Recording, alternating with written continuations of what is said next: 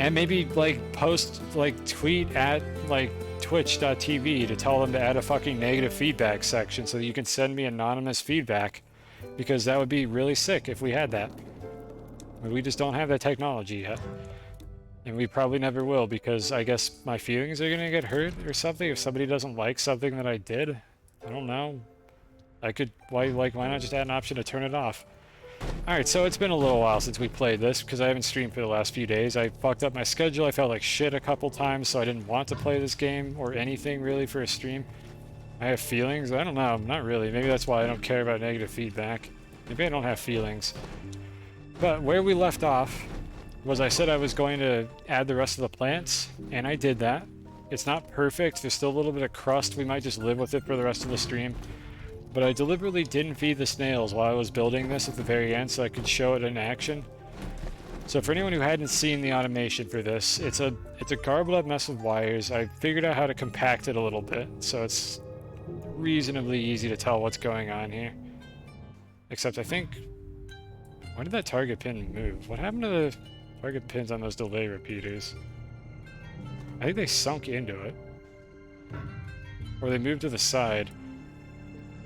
Okay, oh, never mind. Those are the ones that I put on the side. Never mind, it's fine. Don't worry about when I'm rambling. Anyways, so I need a plant for my snail. Snail hungy. I pick it off. The system turns itself on. And it basically goes into an auto-harvest cycle until it refills the storage, and then it turns the arm off. So it's a little hard to test this because we're not like mid-cycle right now, but just to demonstrate how this would work, if I removed a bunch of these seeds from it, just get them out of range of the arm, and then I take another one off the storage, we can see what happens here. I think that's good enough. So if I remove another seed from the storage, the arm is going to sit here and wait for them to grow in, and the thing is just going to sort of cycle forever. And that was the thing that was wrong with it the first time around that I built this. So this doesn't take too long. In the meantime, I can grab the other ones. Just go ahead and pop off my backpack real quick. And keep an eye on the one on the left, the one over here that I have highlighted with the repeater. This is the one that's going to work its magic in a bit. This isn't as interesting as I might be making it out to be, but for me this is huge because this is way less tedious than how I was doing this before. Yeah, shit like this right here with the seeds falling out of bounds. I think I need to make these pits a little deeper. Okay, so this is still cycling. We still have an open slot. The arm is still waiting. It's going to go ahead and auto-harvest again. And then it's going to, I think, do like one more cycle. It might have turned itself off, which should be fine because it should have replanted half of these seeds anyways. Let's see, yeah, it still replanted a few of them. So there's a couple kinks again that I need to work out in this, but it basically replanted a few seeds and then turned itself off. If I want, I can use it again to get it to manually do that. I might come back to this in the future, but I spent like an entire stream fucking around with this thing, so I don't want to do more of that right now. But as it stands, it's working fairly well. Much better than it was before. It's a P2 edge cases, ship it. Yep, pretty much, that's what's going on here. Okay, so there's a couple projects that I wanted to work on. And I think the first one is going to be, we need to get more materials. This was stacked up here when I exited this save, and it fell off when the level loaded. So I pre-printed 3 extractors and 3 rail stations off stream just to get them here so we don't have to wait for them. But the thing is, I need to actually run the rail lines to these extractors. Is this the new Spelunky? Yeah, this is Spelunky 3D. Kind of, they took a really weird direction with the design of the game. But anyways, the other problem I'm running into while I try to set up this infrastructure is I'm out of dirt. Like, we've got like a half a canister of dirt, and I think that's it. And I have this digging machine over here that I wanted to use to get more dirt. But I have no way to get it down there.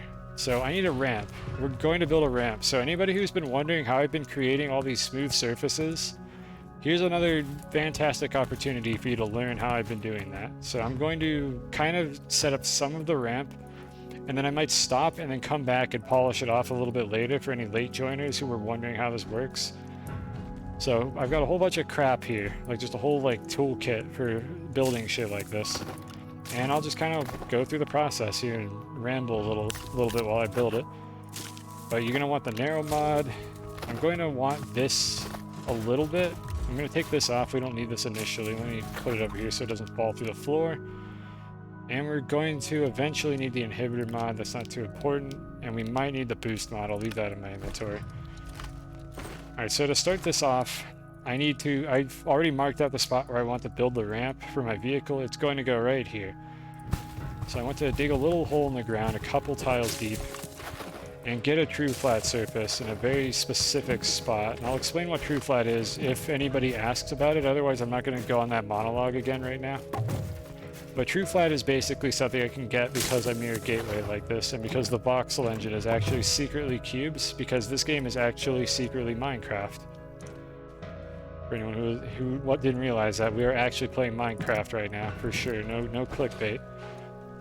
So I go ahead and create that. I'm going to take this snail off and switch to these two because I need a smaller tool for this. Leave that one off.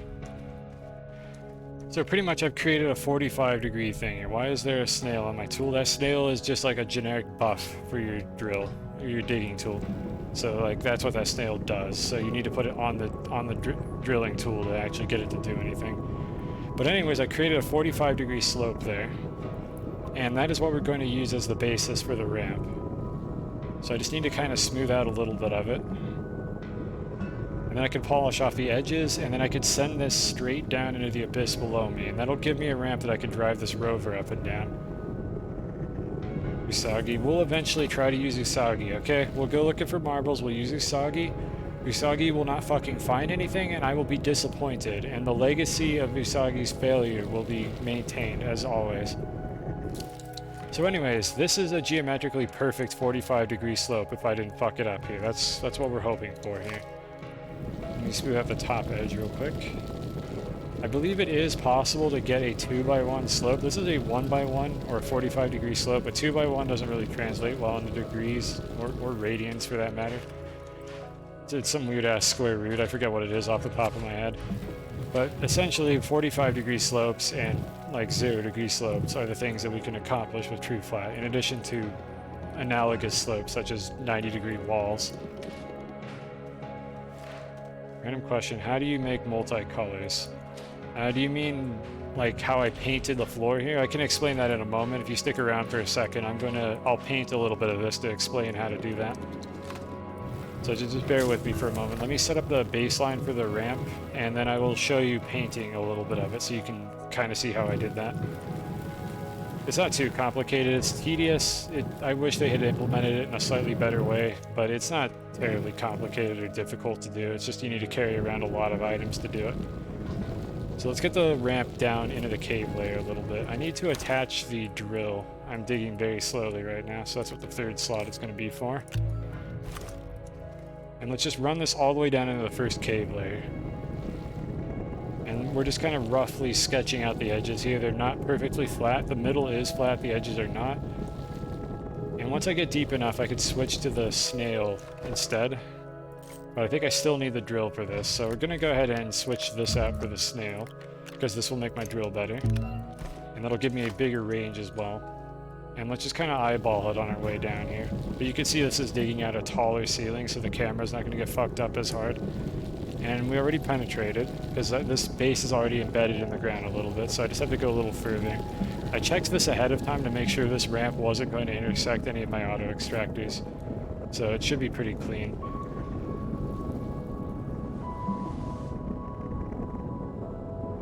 Okay, that's good enough for the bottom. Let's go back up to the top, smooth it out a little bit, and then I'll paint it so you can see how I did that. So Usagi, not Usagi, what is this one called? This is Best of Far, not Usagi. Usagi is a terrible snail, and nobody should ever enjoy that snail. You're not allowed to enjoy that snail because it's bad.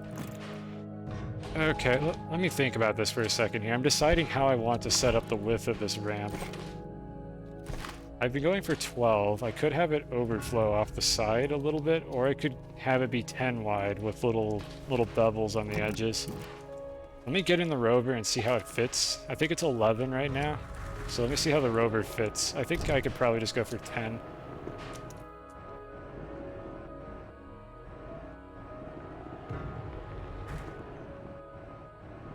Okay, what have we got here? That's fine. I could probably go for a little narrow, so we'll go for 10, I think, with bevels on the edges. I mean, all the snails are cute, but Usagi doesn't ever find anything. It's the worst one.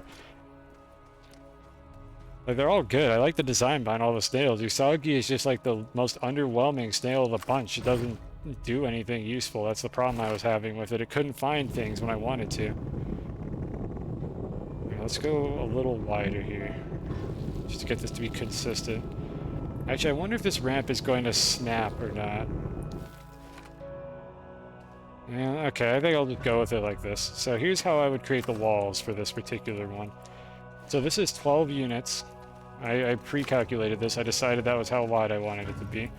It's going to have a bevel at the bottom. I don't even know if bevel is the correct term as far as like architecture is concerned, but we're going to slap a thing on the bottom here.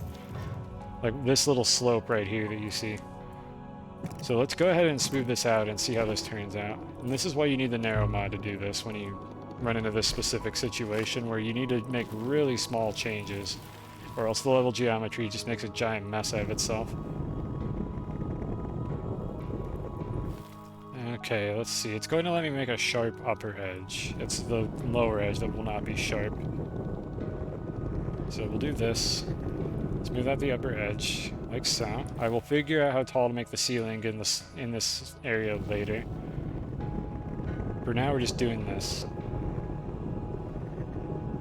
I don't know what the heck I don't know why that looks so weird over there.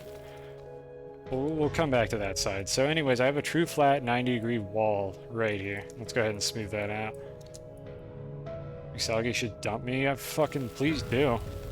They think I'm gonna be heartbroken. It's gonna be a relief.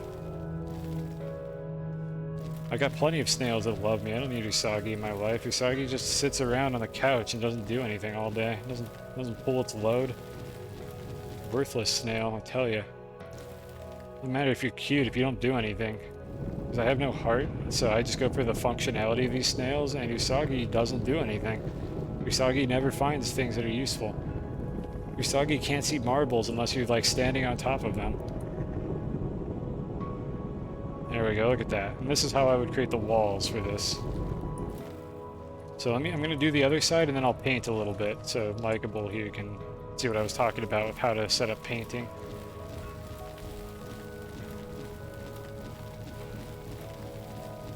I'm just getting a little bit more of the edge done here.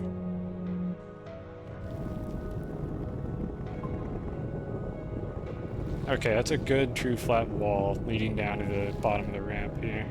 And then after this, the edges of the ramp are a little bit crusty. I'm gonna run over them again right here because there's a spot that I might have missed.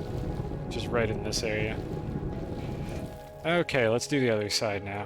So it's gonna be the same deal. I need to go into the wall a little bit. Just enough to get a true flat surface from this. So we're gonna stick it right there. Perfect, that one came out better than the first one did. And let's see if we can just smooth this one out. Now this triangle right here is probably perfectly flat. If I take a triangle that's even slightly not true flat, it is not going to work. So I have to be kind of careful, and this is just boils down to me having experience building things like this. I kind of know how to tell whether or not a triangle isn't quite right.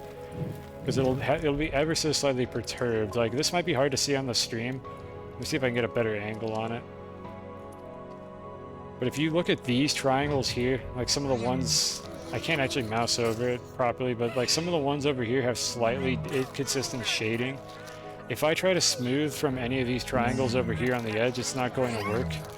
The triangles are going to give me a slope that's not true flat. It will quickly boil down to everything falling apart because I will just have imperfect slopes everywhere. So if you have crippling OCD like I do, you need to pay attention for that, or else you're going to wonder why your true flat base has like weird bumps and ridges all over it.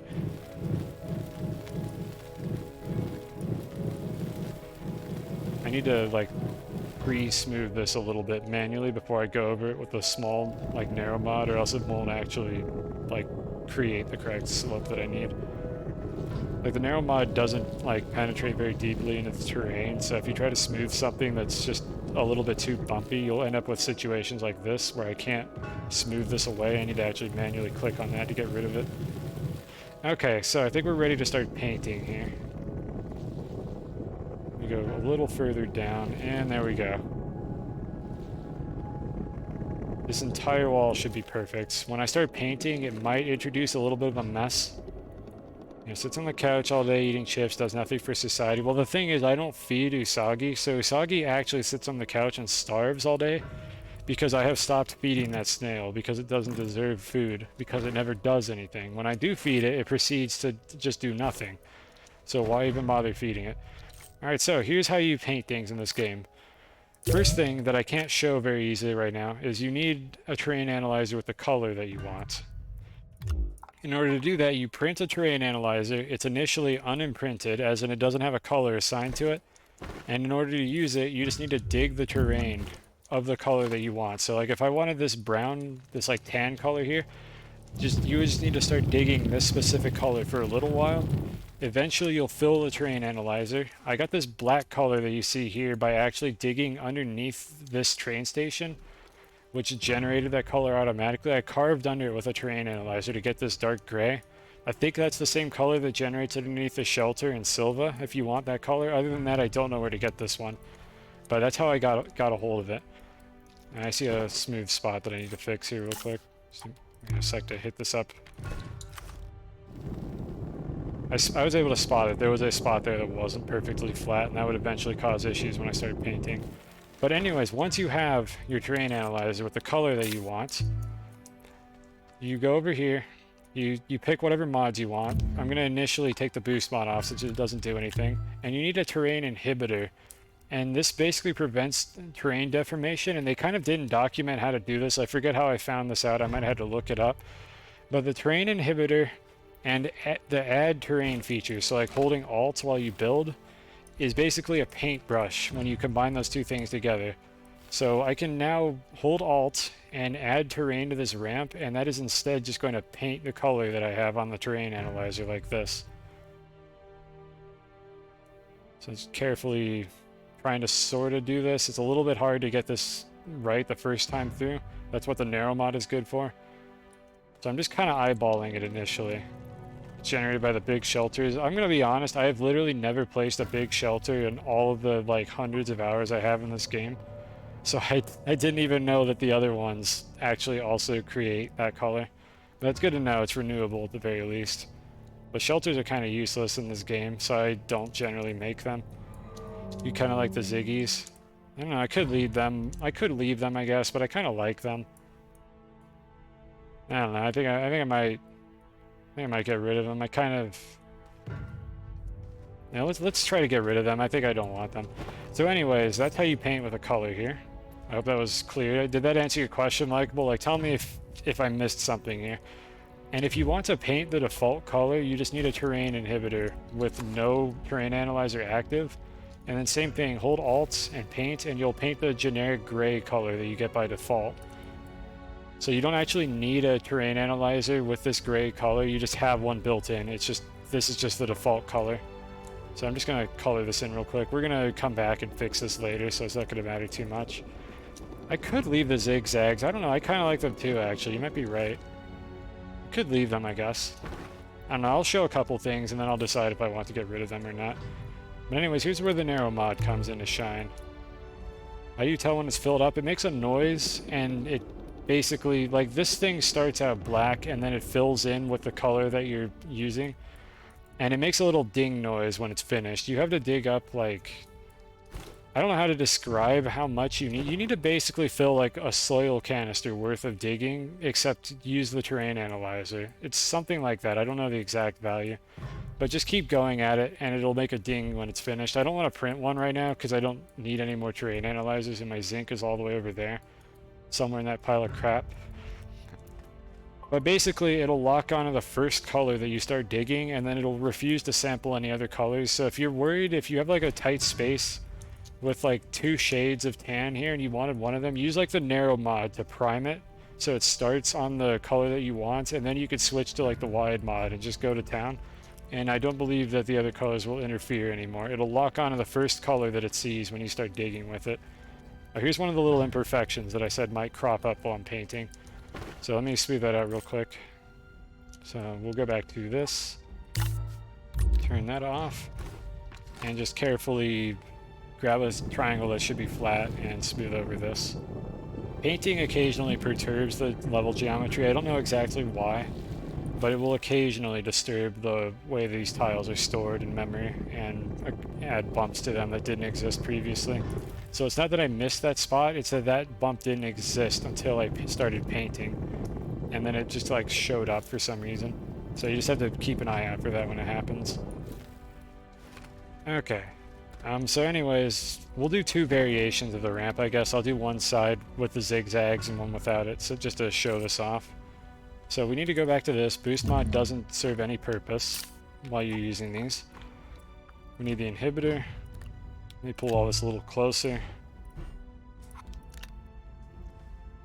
Alright, so we're going to turn it back on. I'm going to try to fill in the little slope here. So this, usually you just kind of click on that corner of the triangle you want to paint until it eventually fills in. Usually you get 2 triangles at a time. I don't know why, but just to show what happens when you're painting, if you do this and then try to fill this triangle, it'll fill an extra one here. And if I try to fill this one in, it'll kill one here. I don't know why, it's almost always 2 triangles at a time that get painted. It's annoying, but what you have to do is basically sort of push the 2 triangles at a time over to the edge of the thing that you're painting. I don't know how to describe that better than just learning how to deal with it through experience. It's a janky system. I wish this game would just let you paint the individual polygons, but that's just not how they implemented it. Any feedback, now that we have 2 versions of the ramp, any feedback on which one you think looks better? I'm kind of torn, honestly. Like, the zigzag here looks cool, and it does sort of depict the fact that this is like 50-50 on being wall versus ramp, so I kind of am tempted to go with the zigzag, actually. Like, it's grown on me a little bit. I might go with the zigzag. I think I'm gonna go with the zigzag. That'll, I think, be a little easier to paint anyways. But that's the one that I like the most right now. So I'm gonna carefully, 2 triangles at a time, go ahead and add a zigzag to this. And I hope that answered any questions you had about like how to paint these. That's the gist of it. That's how I created this base. Like, I just carefully, meticulously went through all these little triangles. I dealt with like the 2 triangle at a time issue where I could, and I wound up with a base that looked like this. They're occasionally finicky. Sometimes you wind up in situations where they just do not cooperate. I don't know why. Like over here, for instance, I could not get a flat edge to work correctly. I had to do this little zigzag here. It just would not work. Whenever I tried to flatten out this edge, this corner refused to take the dark pavement color, and I don't know why.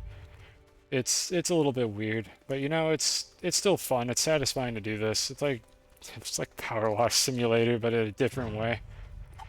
I'm definitely getting Power Wash Simulator vibes from doing this kind of stuff. So anyways, the second step of the ramp is to finish the portion that goes down here. Or maybe I should actually do the second step as the ceiling first. Like, decide how big the ramp is going to be. So another thing that you could do if you're going to measure stuff out is you can use the terrain analyzer to do that. I was using that to align these platforms. Like, I did not eyeball these. I actually painted underneath them with a different terrain color, and then carefully centered the platforms on the stuff that I painted in the terrain, and that's how these are nice and grid aligned. And I'm very careful to make sure that like these arms can only interact with these storages, not the ones next to them. For the most part, they won't be able to pick anything up out of the pits next to them, although that doesn't matter because I do have a filter on them. But the point is, you can do a lot with true flat in this game, and once you learn about true flat, you can never go back. If anyone's familiar with the true level meme from Rick and Morty, regardless of whether or not you like Rick and Morty or not, like, the true level meme is literally this game. Once you learn about true flat, you're never going to want to build a base anywhere else because it won't be perfect and clean. Or I don't know, maybe you're normal and you're not like me and you don't have like crippling OCD, but I have crippling OCD, so I need my base to be perfect. So anyways, what I'm doing here is I'm trying to count how many polygons, or how many cubes, how many voxels this opening is. And I'm going to kind of eyeball this. I'm going to kind of see how I could set up this ramp so that the ceiling isn't like clipping my camera. And I kind of want to have an idea of how wide this is right now. So this is 1, 2, 3, 4, 5, 6, 7, 8, 9, 10, 11, 12.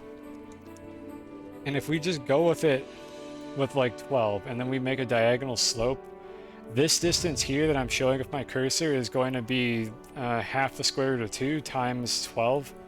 Whatever that number is, it's like, it's probably like, I don't know, 9 or something. I don't know what that number is off the top of my head. I think it's about, it's between 8 and 9. That is going to be a very low ceiling.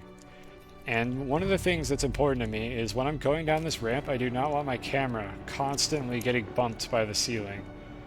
So like, the maximum zoom for a rover is like this. I basically am at the steepest possible angle. I would like to have a ceiling that did not clip my camera when I'm on the rover like that. Oh my god, I got way more air out of that than I thought I would. So what I'm going to go for here is I'm going to kind of eyeball this for a bit. I might go for 16 initially. I want it to be a multiple of 2. This is important for how the game like optimizes collision as you're moving away from stuff. It'll reduce the odds of like rovers falling through the ground if everything is aligned to a multiple of 2. And I know that this is a multiple of 2 because I have built this entire base around that point right there on the bottom of the gateway, which is aligned to the grid. So there's a lot of things going on here that you don't have to do, but it helps to do it. It'll reduce the odds of rovers falling through the ground as far as I could tell if your floor is a multiple of 2 on the grid. And the way to figure out height-wise whether or not you're on a multiple of 2 is to look at the level of detail on slopes like this. If your slope is doing this, that means you're on a multiple of 2. The game is optimizing a cube of 8 like voxels into a single voxel.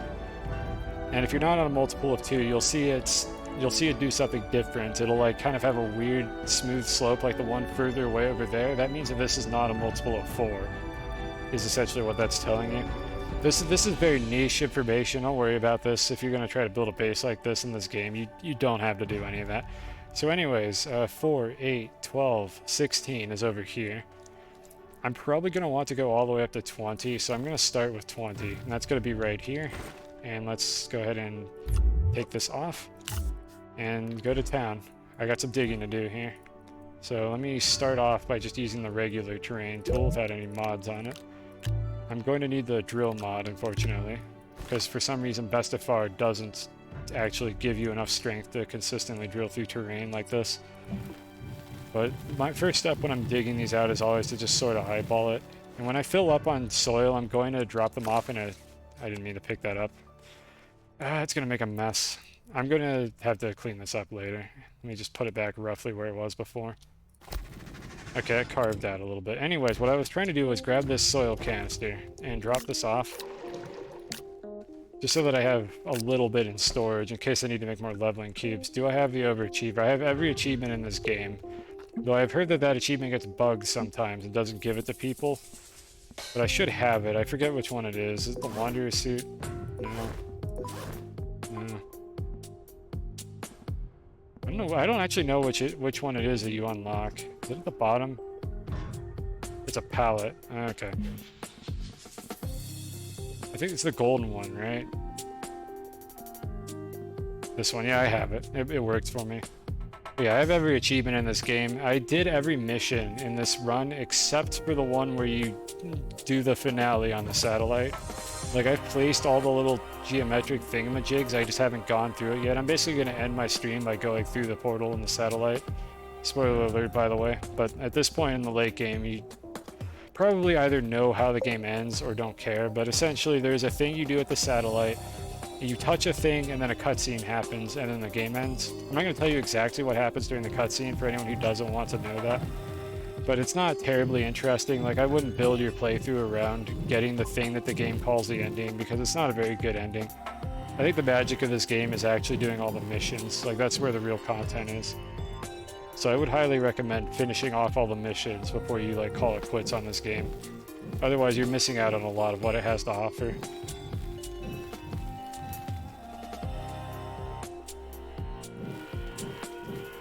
If you have like a follow-up question relating to that palette, I mean, feel free to shoot. I think I've gotten lucky with not having my achievements bug out because I know a lot of people have said they've had problems with that happening. And I don't know what to tell you. If you have an achievement that just didn't unlock a skin, I think you're supposed to contact their support and they can give it to you, like in their database. Other than that, I don't know what to suggest. I'm counting these out again, so 4, 4, 4, 4, and 4. Okay, right here. This is where we want to make the sharp edge.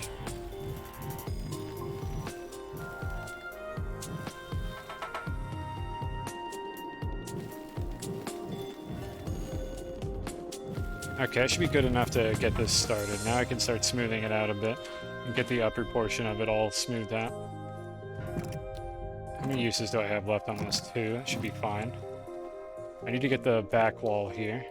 And the way you always do that is, since this thing is going to build up a block from the wall that you place it on, you need to go in roughly 1 block and then place it. And then it'll pop back out and give you a perfectly flat square, like right here, which is... yeah, that's exactly where I wanted it. Perfect. So, let's go back to the narrow mod now. And see what we can do with this. I'm going to build up around this a little bit so I don't have hollow cavities in the walls. And remember, always try to use the boost mod while you're doing this, or else you'll occasionally have issues where it doesn't, like, smooth fully because it's a little bit too slow and you don't spend enough time on a particular area. Boost mod's not mandatory, but it helps tremendously when doing projects like this. So I would highly recommend it. And this is a spot where I need to kind of manually carve into the wall because I didn't remove enough soil on my own with the original tool that I was using.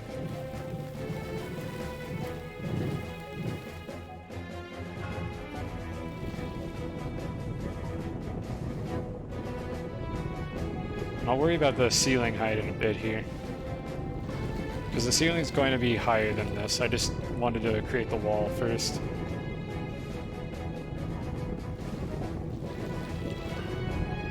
Okay, I need to do the same thing over here, take a little bit off the edge.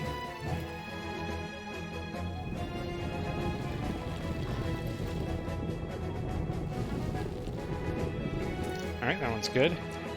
Now for this. And we'll come back and paint all of this. I would always recommend painting things last because manipulating terrain tends to cause the colors to get whonked out anyways. I would always recommend painting last if you're going to do it. It'll just save you some trouble. So like, I'm not going to modify the areas that I painted over anymore, but I'm not going to start painting this until I've finalized how I want to design it. I've got a few triangles here that aren't true flat yet, so I'm running over it a couple more times. There's one right here that it's probably very hard to see this at 720p, but there is a spot right there that's not flat yet. And I could just see it because of the lighting. There we go. I might have been sampling a triangle that wasn't perfectly flat. This is snapping correctly now. I've been doing a lot of this work off stream because, I mean, it's not terribly interesting. I don't want to do this all stream. Like, if you're getting bored already, don't worry. I'm not going to be doing this for too long. I do a lot of this off stream, but I do like to show, like, the process of me working on it. And then once I've made it clear, like, how it's going to work, I'll do the rest of it off stream. So, like, for instance, with the platforms that you see on the top, I did one of those on stream, and then I just finished off the rest of them later. Because you're not missing anything at that point. I don't think anybody really wants to watch me copy-paste the same thing for like 4 or 5 hours. Like, you might as well just watch me play Power Wash Simulator at that point. It's a better game for the satisfaction of watching somebody smooth and clean things. At least I would think so. Okay, so we have the 2 walls and the back. Now the question is, where do I carve the ramp? The ceiling of the ramp, and I'm gonna kind of go for maybe like too thick, so let's try right here. So we have a too thick wall right here, and then the ceiling runs off of that. Let's see how that works. So same thing with the leveling block. I need to go into the wall a little bit and then have the leveling block pop back out of it to give me the 45-degree slope that I want. And unfortunately, folks, this is where the camera is going to start doing this. I apologize, this game has one of the worst cameras I've ever seen in a 3D game. I wish it didn't, I really do, but it is what it is, and we have to live with it. Let's see. Okay, one more use of a leveling block in that corner or right here will definitely get me the slope I want. I need a full soil canister, so let me go ahead and do this. The leveling block is the other tool that's critical to building bases like this, and this was added, I think, a year and a half ago, maybe 2 years ago. To survival mode. It was in creative for a while, but they finally added it to survival. It used to be really hard to do this in survival mode without the leveling block. There was a way to do it. I did it in a base that I built, but I'm so glad that we have this technology now. It's so much better. Thank you, devs, for adding this. I just wish you'd done it sooner.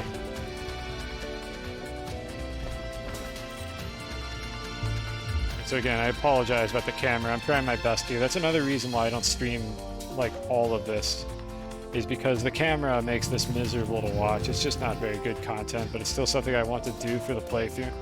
So you know what, chat? Through the magic of not editing, since I'm not like making videos, but through the magic of me doing things between streams, you don't have to watch me do all this. You can just see the end result once you've seen how I do it, which I think is the best of both worlds, because I can also just do this on my own time, like while watching somebody else's stream. I might be doing this in the background, so it all works out. So this is the same process as before, just with the ceiling. I'm just sort of brutally carving out the terrain in the spots where I want it to be removed, and then we'll go back over and polish it later.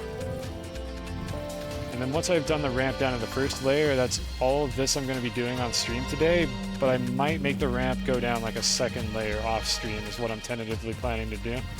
The reason for the ramp, in case anyone missed it or I didn't mention it, was I need to get the rover down here so that I could dig terrain underground.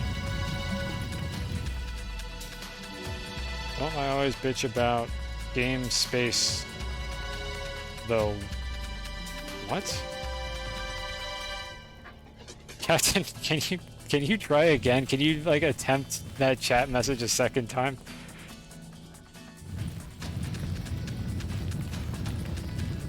Okay, let's fill it up. Let's fill this up real quick.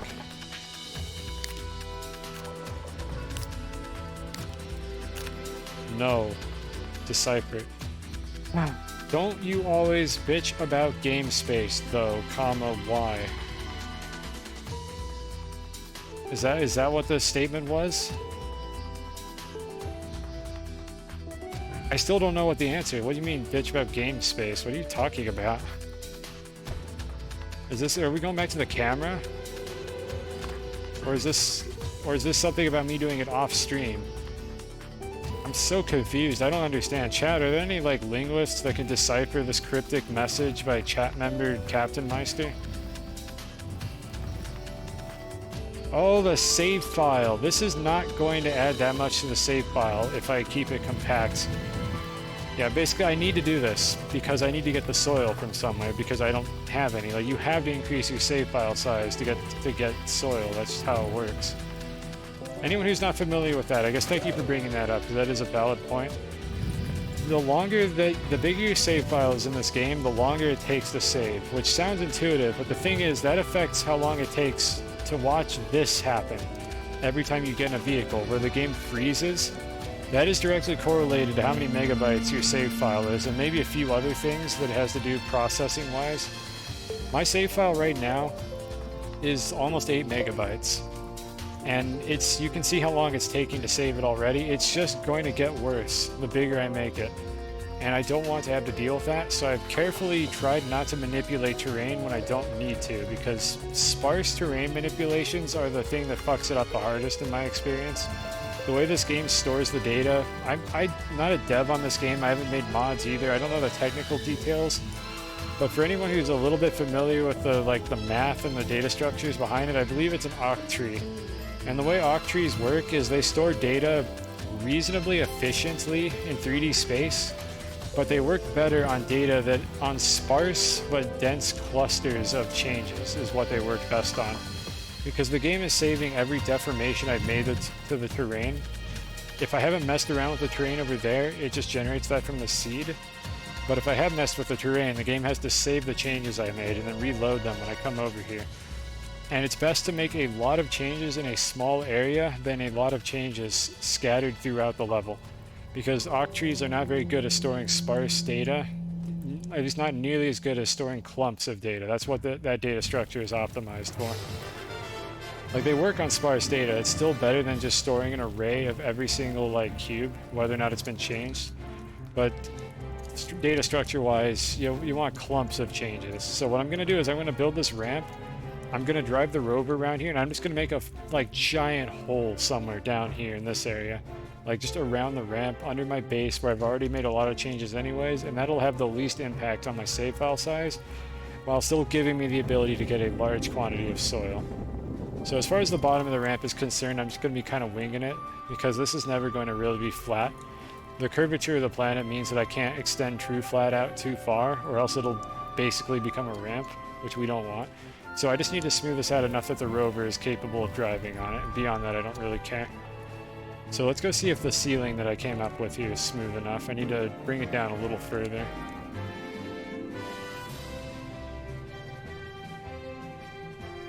That should be fine. How wide is this? This is 10. Okay, yeah, this is the correct width. Bring it down a little further.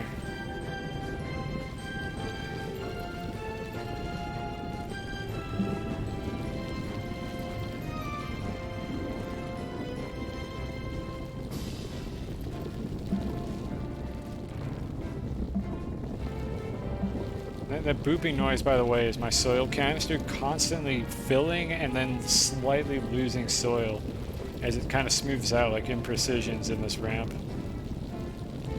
I need to make sure it's full so I can deposit it, so I'm gonna do that. Just a sec here. Actually, we need soil to smooth out this wall anyway, so I'll keep it like this because I need to use some right now to fill this in.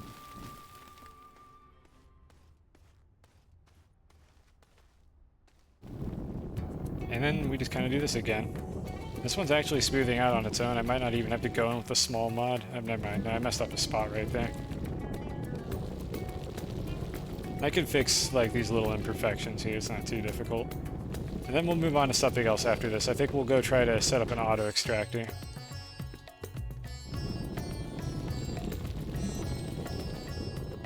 Yeah, there's a few little bumps that I'm gonna have to figure out. That's not too big of a deal. I'm not worried about those. And then off stream, I'll probably like polish off the rest of the walls here and make sure they look really nice. But for now, this should be good enough. So let me just get this upper corner right here to be smoothed out, and then I think I'll be satisfied with these two corners right here, this one and this one. So there's a small mod turned back on.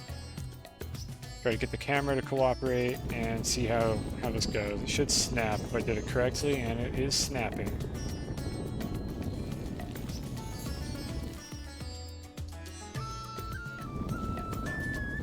The song might sound kind of weird, but it gets good later, and that's why it's on the playlist.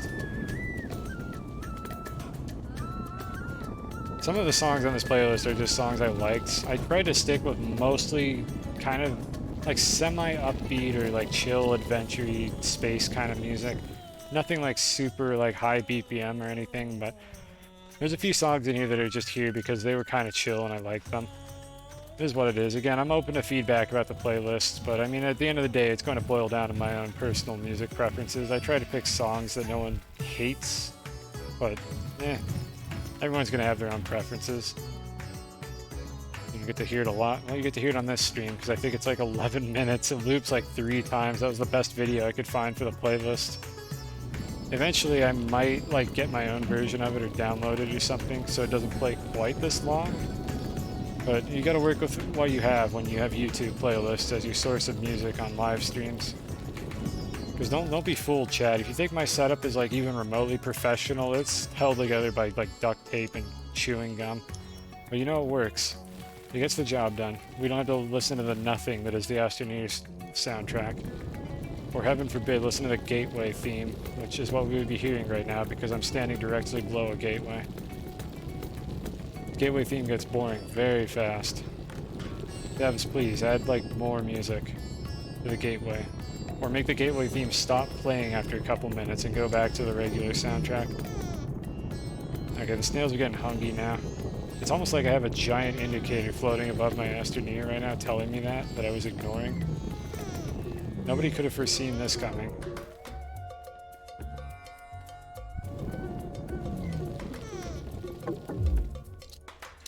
No power. Okay.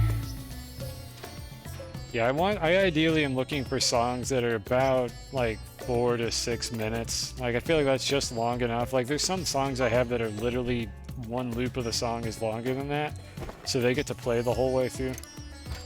But generally that's what I'm going for with these soundtracks, and that just means I need to get a better video or just download the song and play it myself. And it's hard to mix YouTube playlists with like just sounds on my hard drive, so there's some like tech work I'm doing in the background to get that to happen, but it's just not finished yet. So in future streams we might have a more dynamic playlist. especially for games I already own, I would definitely just go download the song, or not download the songs, just extract them out of the game and just play those MP3s instead, or waves or OGs or whatever the file format happens to be. But it's just something I'm chipping away at, something I've been doing off stream a lot. You ended up downloading it. Yeah, it's one of those things, like, I don't feel guilty about downloading Nintendo music, because Nintendo can go fuck themselves with how much of a pain in the ass they make it to play their music anywhere. But I do feel a little bad about downloading a soundtrack for a game I don't own. There might be a few games where I just buy the game anyways, or buy the OST, just so I, like, say, hey, I paid you guys, I can play the music on my stream. But Nintendo can fuck right off, because they cause so many problems for content creators already that I just don't even care at this point. Like, I don't think you can even get, like, Nintendo music anywhere except with their games. And they're constantly claiming people on YouTube for trying to upload their inaccessible soundtracks. It's like, I don't have a Switch. I'm not going to buy a Switch. I want to just listen to your nice music and spread the word. Maybe somebody will buy one of your games if I play their music. But no. That's just not how Nintendo works. And then there's Sonic the Hedgehog, which is owned by Japanese company Sega, who doesn't give a fuck what you do as long as you don't charge money for it. You play Sonic music on your stream, Sega's like, hell yeah, thumbs up. Play that in your Sonic fan game. We don't care, just don't charge money for it. Like, why can't Nintendo be cool like Sega? Like, Sonic the Hedgehog's not the best video game franchise in the universe by any stretch of the imagination, but my god, Sega is just a way cooler company than Nintendo ever will be, based on how they've been behaving. Sega really does what Nintendo don't. Alright, so I think this is pretty good. It bumps the ceiling a little bit. But that's not too awful. I think we can live with this. This is pretty good. I'm going to do a quick measurement here. Warning, math incoming for anybody who's afraid of math. Close your ears for a second. Let me see if I can get a good measurement for this. I need the terrain inhibitor. Where is it? It's behind... it's over here.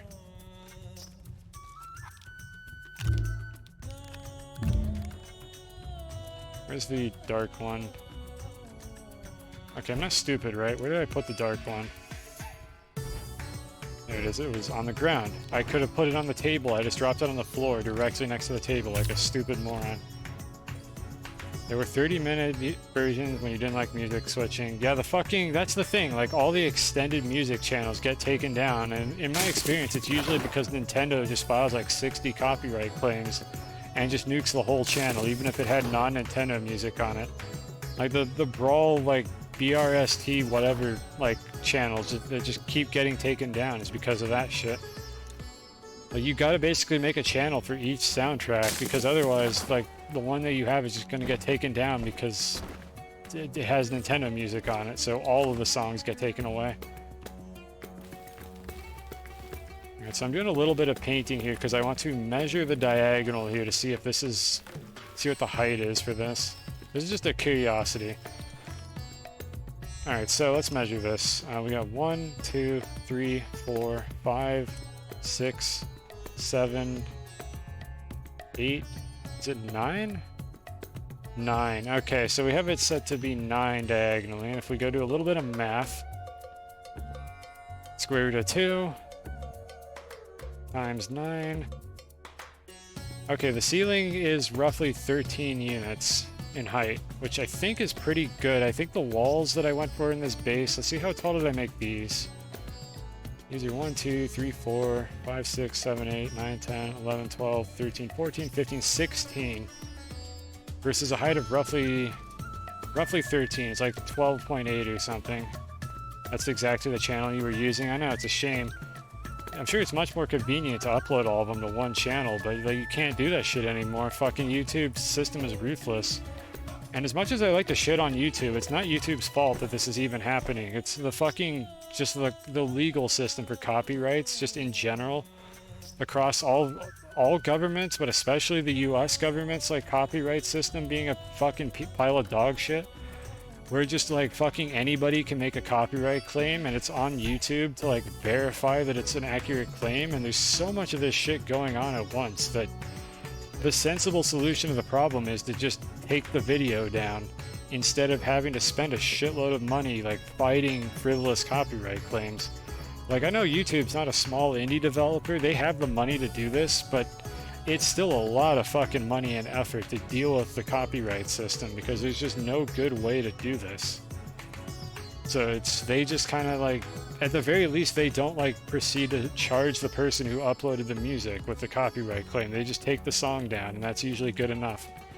Like, it would be even worse if Nintendo could go through YouTube and start like fucking with the people who uploaded their music. Like, be happy for what we have. Anybody who hates YouTube, YouTube deserves the hate that it gets, but like, my god, it could be a lot worse. At least they don't fuck like the creator over and actually like sue the creator over the copyright violations. You just get your channel taken down.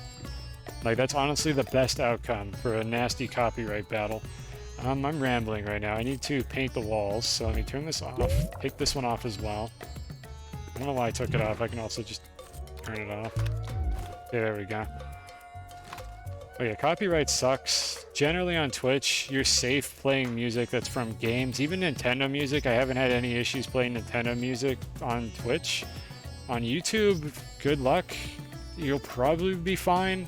Unless you literally do nothing but upload Nintendo music. It seems like you don't usually get claimed for that, but I don't do things on YouTube really, so I don't know for sure. As far as Twitch is concerned though, you will get claimed if you upload things that aren't like just game music. Like, I think I had a video that got VOD muted for playing Interstellar music, so like that can happen. You can get hit for that. It is what it is. At least it was just a mute. It wasn't like a claim or anything. They just muted the audio, which I think happens automatically. That means that the owner of the music didn't even like know that I had done that, which is usually the case. And it's better than it could be.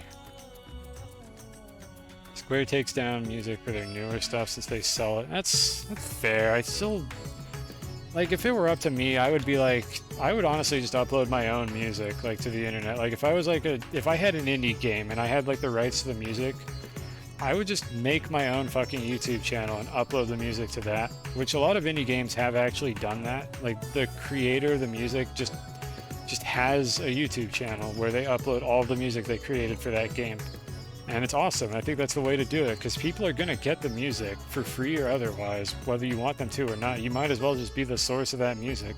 Just monetize it if you want, I guess. Though, honestly, it's a good advertisement for your game. If you have good music, just fucking post it for free. You might actually get someone to buy the game. Heaven forbid. Alright, have that cute little zigzag. I think we're about done with the ramp. So anyone who's sick of seeing me build this ramp, I think we're done with it. I'm going to just polish off this little edge here. And I will smooth the rest of this hot garbage out another time. Probably off stream. So we're done building the ramp. I would consider using Spotify if I could get all the music I wanted in one place. The problem is I can't. If it's not on Spotify, it's like, well, what do I fucking do? Do I have two playlists now? One with the Spotify content and one without it? It's like, I don't know. So I'm kind of rolling my own solution because it's just the system doesn't give me a better one. It's rough. It's a mess. But I'm dealing with most of that behind the scenes, so chat doesn't have to worry about it. I play the music, you get to enjoy the music, hopefully you like it.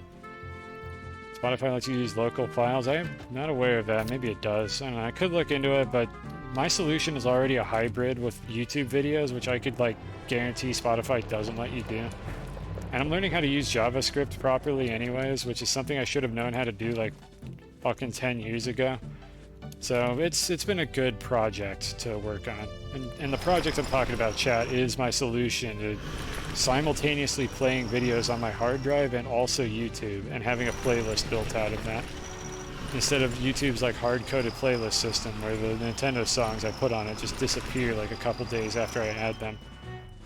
Like, I was trying to add some Donkey Kong Country music to this playlist for Astroneer specifically.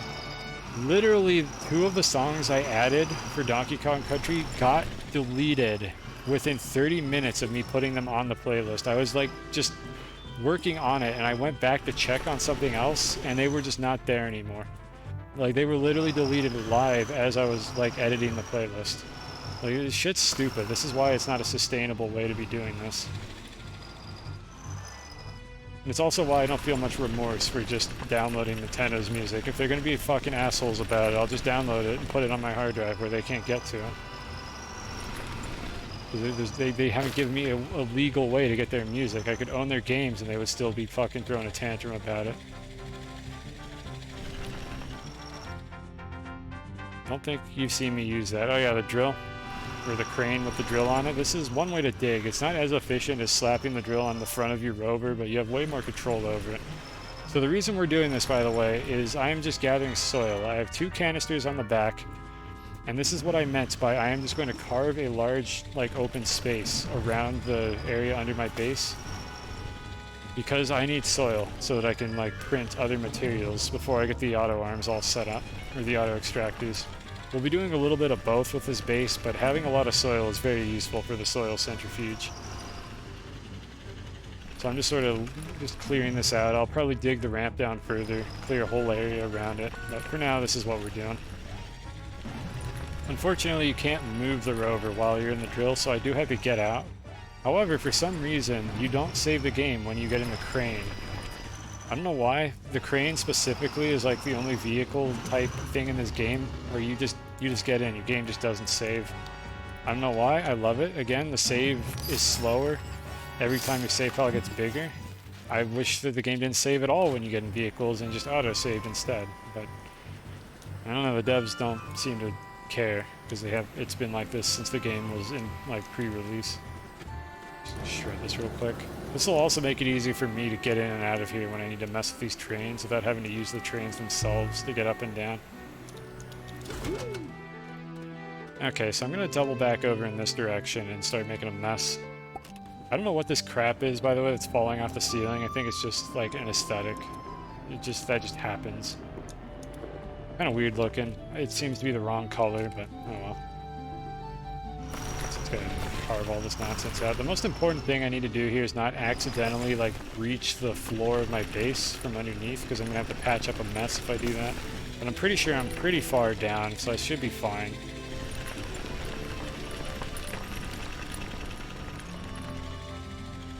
I'm trying to get these little like floaty bits and triangles. I could print another drill, I guess, or I could just move the drill actually and show you like the other way that you can do this. I might do that in a bit. I also don't want to fuck up the ramp with the drill if I can avoid it.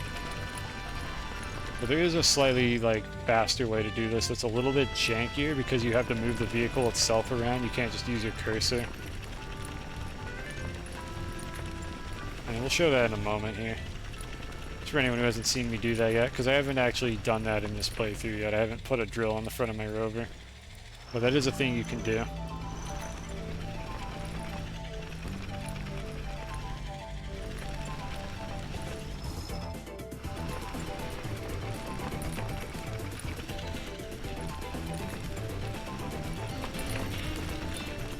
This might be low enough. Let's go ahead and show that off real quick. So in order to do that, you literally just drop the drill on the front of the rover. And then I think C is the button you press to turn it on. Yeah, there you go. It's B. And you can do this with the rover. The problem here is I can't really steer this drill. I have to more or less just move the rover. And the rover is going to be in the way of my camera as I do this. And you can see how difficult this is to keep this flat as well. I'm aiming up, and the rover really wants to just drill down for some reason. It gets very awful. Yeah, this right here, chat, this is why I don't usually dig holes like this, even though it's faster, is because this game's camera is so bad that I just don't want to. But this is way faster than using the crane to dig holes. I wish they would let you, like, put boost mods on the crane. That would be really neat.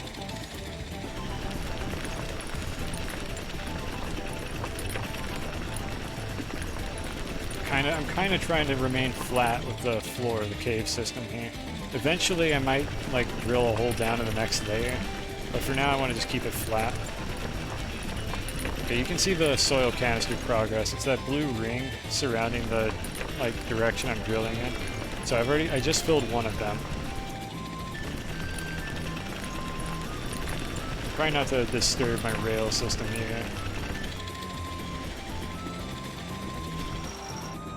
That's unfortunately like, you can see how fast that was, but that's just such a pain in the ass to control that. So we're gonna go back to this. This is another off-stream activity. I wanted to demonstrate that I'm going to be doing this, but I'm not gonna make chat watch this all the time. Let's just fill these 2 soil canisters. They'll probably last the whole stream. And I will do off-stream mining as needed.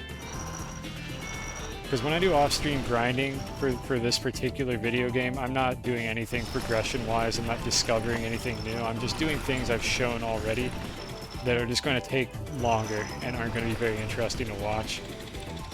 So again, it's like the next best thing to the power of editing, but since we're not editing anything, I'm just going to not live stream it. It'll just be done next time I start the stream. So you won't have to worry about watching me gather soil for 4 hours. And if I start automating resource gathering, we won't need to gather soil for too much longer, so hopefully these 2 canisters get us a long way. If I have to stop printing things with a centrifuge, then I won't really need them.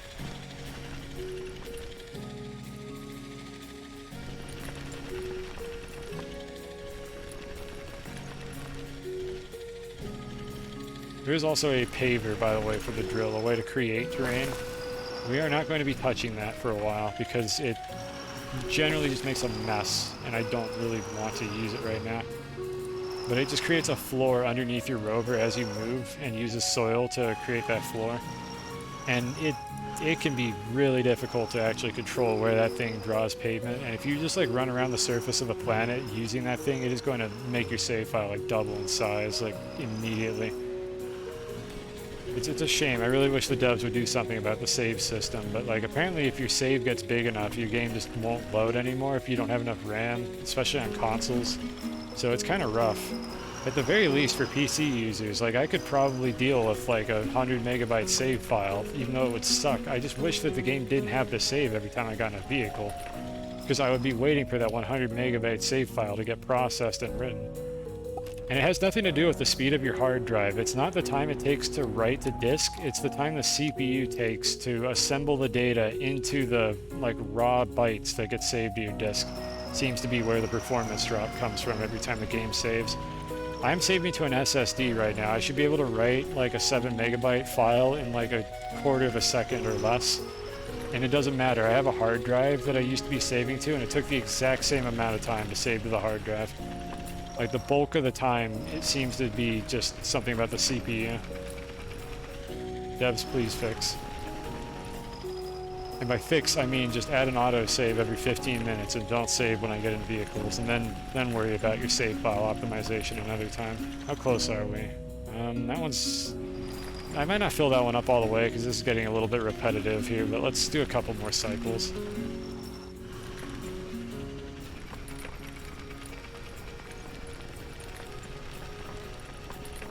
This is still more efficient than using your basic terrain tool. Even though this drill actually doesn't dig much faster than the wide mod for the terrain tool, it automatically deposits the soil into the canister on the back, and that alone is the thing that makes this considerably faster. Because I don't have to manually shuttle the soil back and forth while I'm doing this. Otherwise, I would literally stand on the ground and do this if I had a way to automatically transport the soil to the canisters, but there's currently no way to do that. It's not to my knowledge. If anyone in chat knows how to do that, I'd love to know. Because I would immediately switch to doing it like that. It's much easier to control. Because I can move around.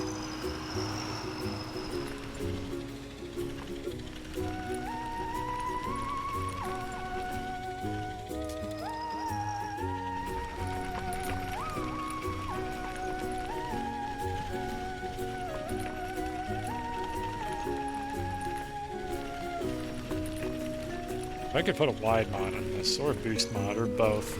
I'd be really stoked. Like, there's literally 2 slots on the side. Like, right here, one of them is a work light, the other's empty. Those slots don't actually do anything. Like, you just put things there, but they serve no purpose. You can't put terrain tool modifications in them. They don't do anything.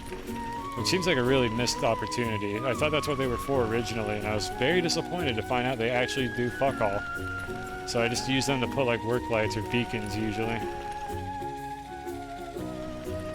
I feel like it wouldn't be that hard for the devs to add that. It seems like an obvious thing to do. I don't know, maybe someday. They've added some decent content in recent updates. Maybe there's a chance. How are we doing? It's a little over half now, so I can probably wedge up against the wall and fill it up, and then I'll be done with this for now. So I'm going to do that over here near this compound, I think. Why is that line red? I probably disconnected it. Let me quickly go back up. I think when I accidentally picked up the rail, I disconnected the power plug.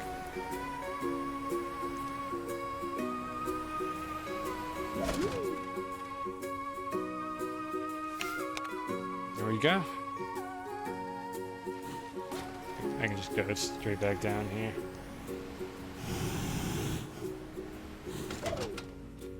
Okay, anyways, this is the spot where I wanted to do this. Just kind of carve out around this area. Just the more condensed I keep my mining activities, the less of an impact this is going to have. And I think at some point it might actually turn around and become reasonably, like, non-impactful on the performance of the saves. If you carve out a large enough area, I think the game will optimize that to just be a big empty void. And it won't have to actually store all that much data. So there's eventually a point where a big, like, spherical, like, cavern that I dig in the ground won't actually have that much of an impact. Because the game will basically just say, like, yeah, here's a big empty space, instead of having to store each individual, like, tile of terrain and how I manipulated it. And I think there's probably a compression algorithm underneath all of that. I don't know exactly how the save file works in this game, but I'm like 99% certain they do compress it afterward. So there's a few optimizations I can take advantage of to make this a little bit less horrible.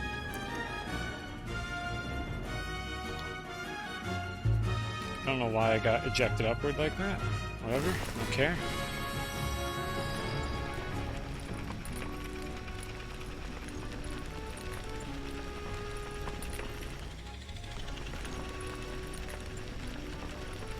What are we doing?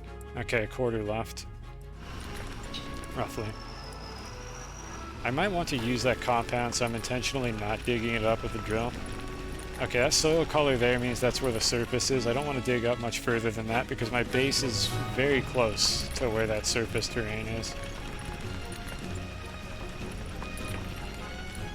Like, based on that there, it looks like I only have like maybe 8 units or so of clearance before I accidentally breach the surface, and I don't know what's on top of that. I might accidentally breach one of my roads or something and drop a bunch of crap into the abyss.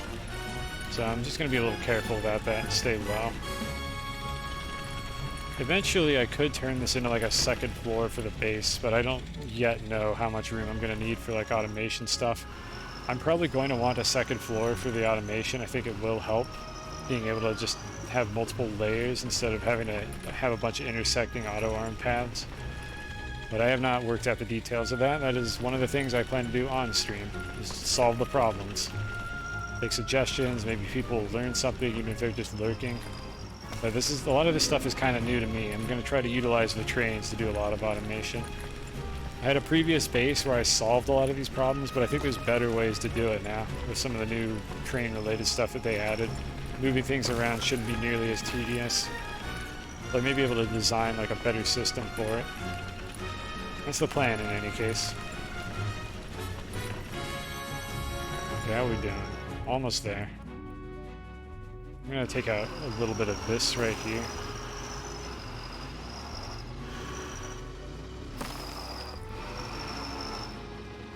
I hate these little bits that just end up floating in the air like this. They agitate me. And the drill also has a lot of weird trouble, like, actually moving over them.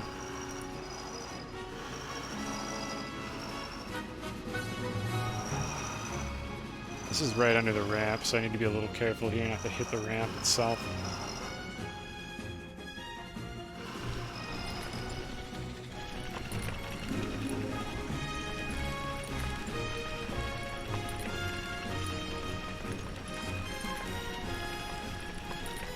How are we doing?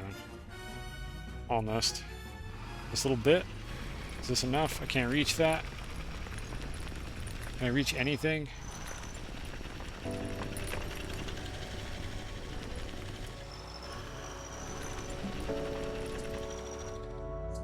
There we go. Okay, that's what I set out to do here.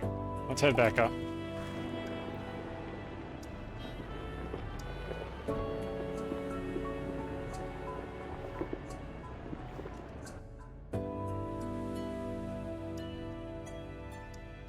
Sec, I'm gonna move to my music tab. There we go. I'm glad these rovers can just go up 45-degree slope, so this would be way more tedious. I'm just gonna park it kind of over here-ish. Not really in the way of anything right now. Alright, and we got our canisters. This I don't think picked up any resource nuggets. Did not.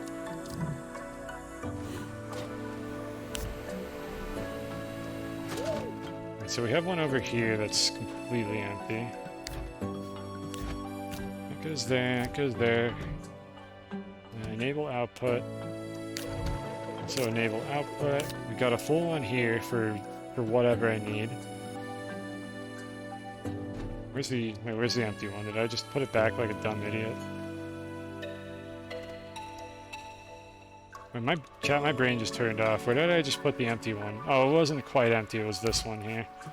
I'm going to quickly try to transfer it. Just gonna move it all into this one to consolidate it. Okay. Now we're gonna set that one to output. This one goes back on the drill for future endeavors.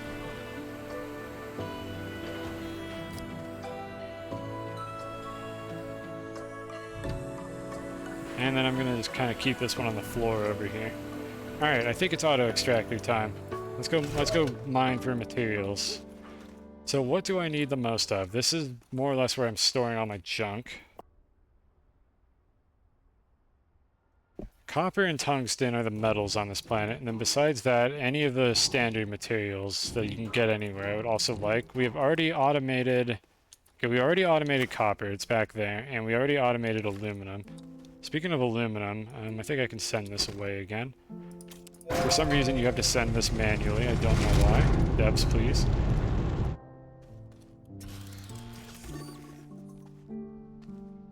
So tungsten or one of the other materials, like one of the common neutral material, I don't know what to call them, basic materials, tier 1 materials is what I'm going for here.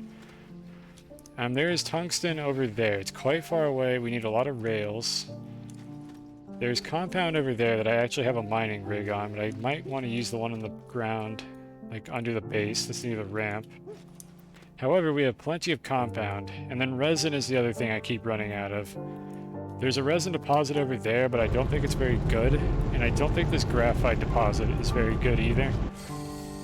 I can harvest these if they end up being decent, so I'm going to go ahead and check on them.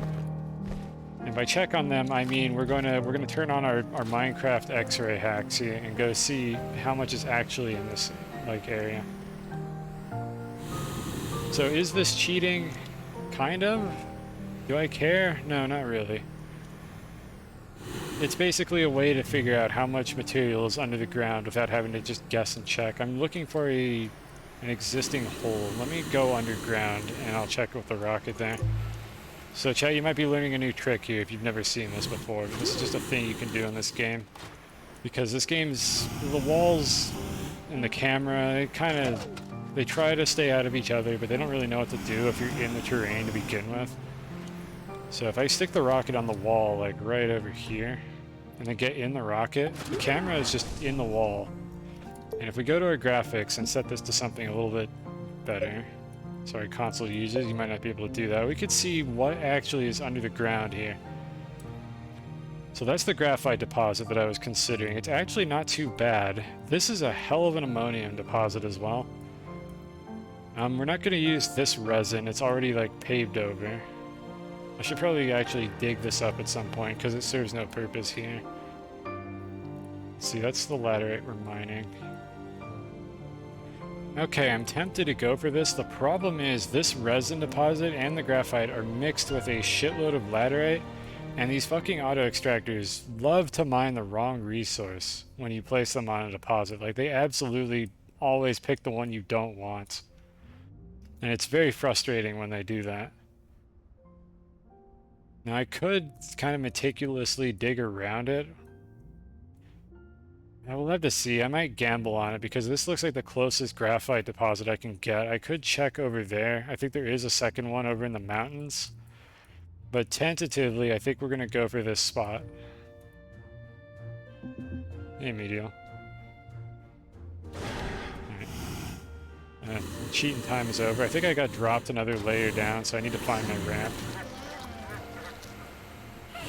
Not my ramp. I think I have a hole in the ceiling somewhere. If not, I can always dig back out.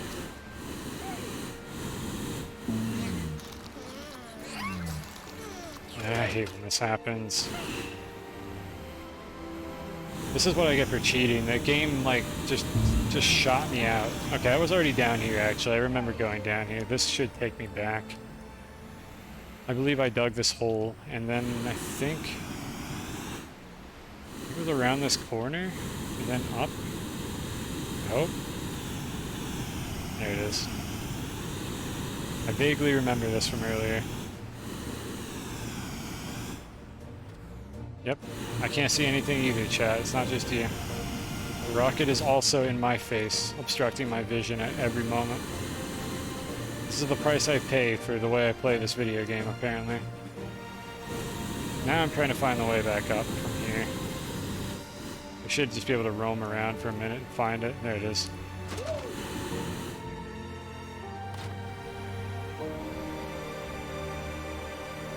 Need to disturb this particular one. I still wish the devs would decide how these are supposed to work, because this is depleted. The bars on the side are empty, they're darkened. There's nothing here, except that it's still here. So if I just pick it up and place it, suddenly it realizes that there's materials and it can work once again. I have no fucking idea like what the intended design was behind this. It just doesn't work correctly. I don't know what the devs were doing. I'm glad they're infinite, but at the same time, I don't understand why you have to come over there and just jostle them to get the materials to come back. Like, it feels like they just didn't implement it properly. Anyways, we are looking for another deposit that I know is on these mountains. Oh, by the way, this is here. If anybody's wondering how I did this, I'll put the clip in the chat. This is one of my crowning achievements of this stream, is how I brought that to DeSolo, because that is, or not DeSolo, I brought that to Calidor, because that's supposed to be on DeSolo. Anyways, I'm looking for tungsten. We've got a little bit of clay here that I didn't even notice. That could be a good spot to get the clay. This is probably not a very big deposit. That over there is the resin deposit that I was considering, and that's the graphite that I was considering. Now, I believe there was a very big tungsten deposit on the walls over here, and there's graphite there. Okay, this is the tungsten deposit that I think I'm going to go for, because this one is quite dense, and there's two of them over here. And I don't see anything else of particular value nearby. I have plenty of fuel. This doesn't look like a good resin deposit. Let me go up on top of the mountains and see if there's anything like right on the other side. Like, there's some graphite here. This could be useful. This one looks pretty thin, but it does go underground a little bit. There's one there. We have a few options here. Maybe it'll be an opportunity to see if I can figure out how to double up a rail. I don't know if the trains are going to get stuck if I try to do that. It'll be an opportunity to find out. But I think I'd rather go with the other graphite deposit that's just closer to the base. It's not the end of the world if I pick one and it doesn't work out. I can always just switch to a different one.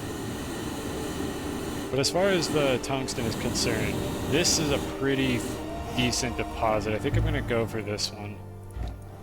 So that's where we're going to set that up. So let's do it. Let's build something. And this mess here is because of me filling in the ceiling, like, right below this. Eventually I'll smooth this out, or decide what I want to do with it. For now, it's going to stay kind of crusty. I don't even know why I'm bothering researching things at this point. I kind of haven't been doing anything with bytes in a while. I have almost everything that I need. Let me top off the snails now. This might be a little while, and I don't want them to run out at a bad time.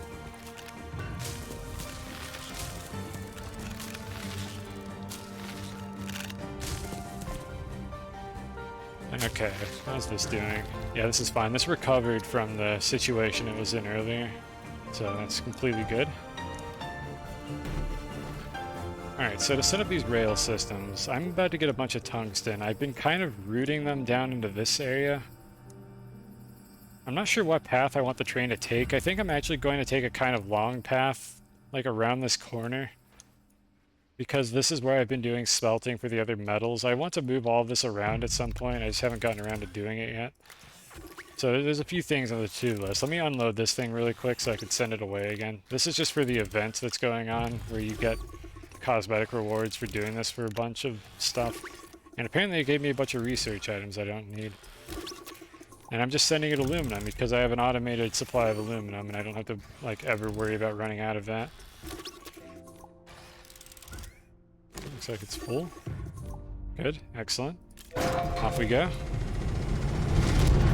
And I'll research these later, since I could scan these on the spot, but they are worth more points researching, and I've got almost nothing in the queue for research. Anyways, rails. This is just a generic rail car I'm not using for anything important, so I want a few tall rails in order to do this properly. So I'm gonna grab this. I'm gonna probably need 2 of these, so let's make a little bit more.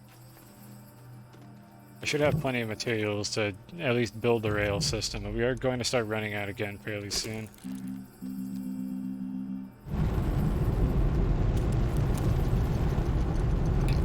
Bundle. Okay. We'll run it over the top, over that way. I might make a hole in the ceiling at some point later, but right now I don't really care about that. What else do I need? I should probably make the train and just kind of store objects on the train until I'm completely ready to go. So let me make the train now. I don't believe I have any engines waiting at the moment. So train is, I believe, copper, aluminum, and resin. Real engine. And real car, I think, is the same thing, but 2 aluminum instead. I hate the fact that that happens. I'm trying to pick up the little nugget here, but the auto arm grabbed it right as I was trying to snipe it, and it's like, nah. Nah, fam, you're picking up the whole canister. Hope you didn't have any wires attached to that. Which, luckily I did not. Okay, rail car, it's 2 resin. Okay, it's a little easier.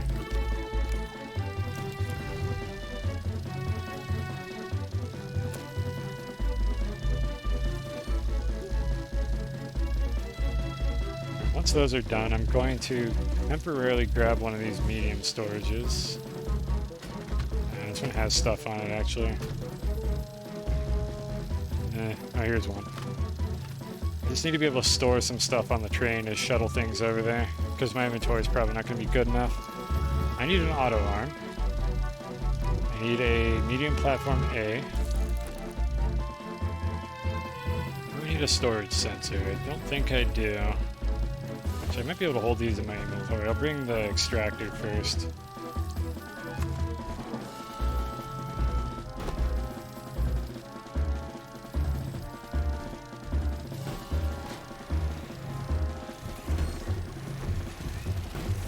Like I said, kind of roughly over here is where I was going to start the rails. Just go around this corner maybe.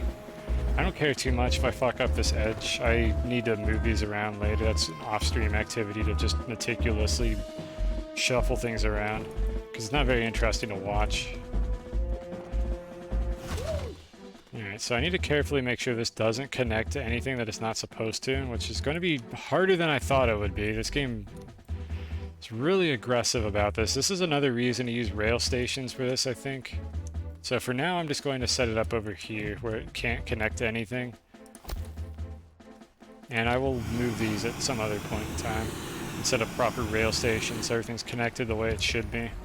I would love to like use the same rail stations for multiple materials, but it sounds like it's really hard to do that, and I kind of don't know if I want to deal with that. So this is the best we've got for now. Can I grab that from over here? It's not even close. I want to get the rest of the train. Got it. For anyone who doesn't know, your terrain tool makes your grab range like 3 or 4 times longer. I don't know why. I am abusing the shit out of it because the grab range is pathetically low otherwise. How have I been doing this? Okay, the head of the train is usually in this spot. And we put this here, put that, and I gotta power this without the rail connecting to something that I don't want it to. I'm using the rail as just a glorified like extender at this point, but it's really not cooperating with me. I gotta come up with a better solution for this. This is gonna have to do for now.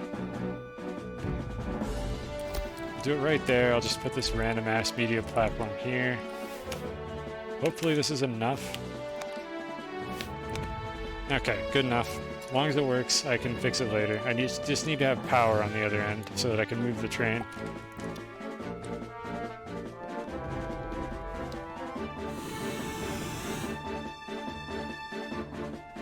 And that right there is our target.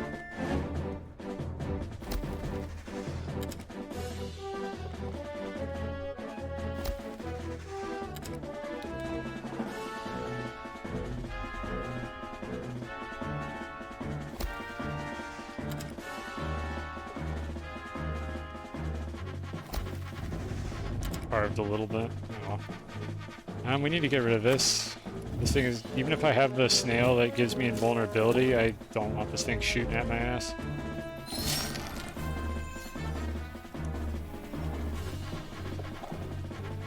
Because if I come over here and I don't have the snail, I'm gonna probably die.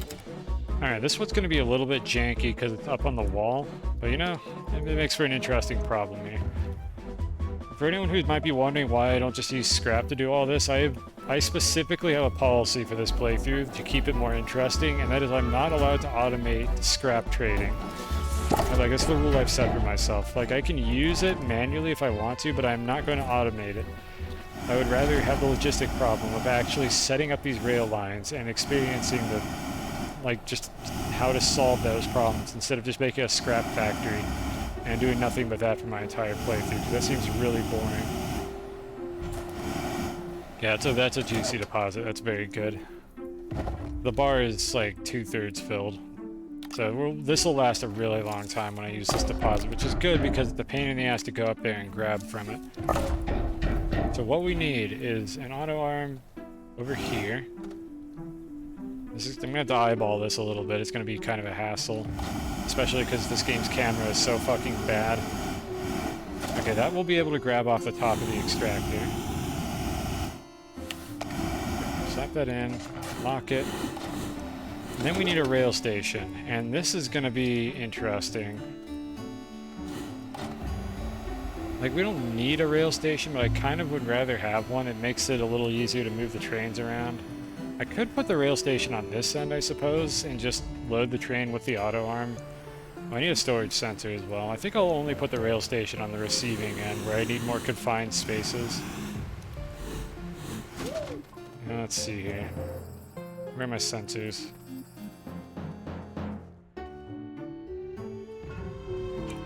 I wish these things weren't like borderline indistinguishable. There we go. This is a storage sensor. We need this for the train to know when it's time to go back.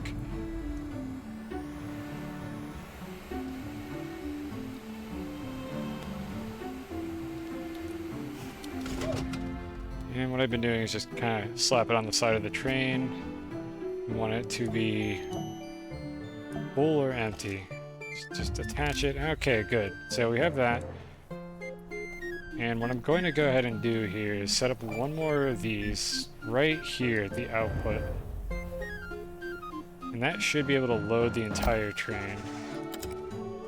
Let's see, how close is this going to be? I think I need to go a little further. Conveniently, this is also a great way to supply power to the whole system.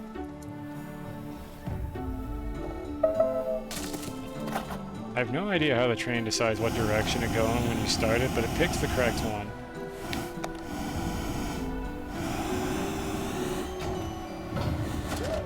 Alright, it remains to be seen whether or not this is going to work, but it looks good. These auto arms, despite having indicators that are circles on the ground, the actual shape is a capsule, which is basically a cylinder with spherical ends.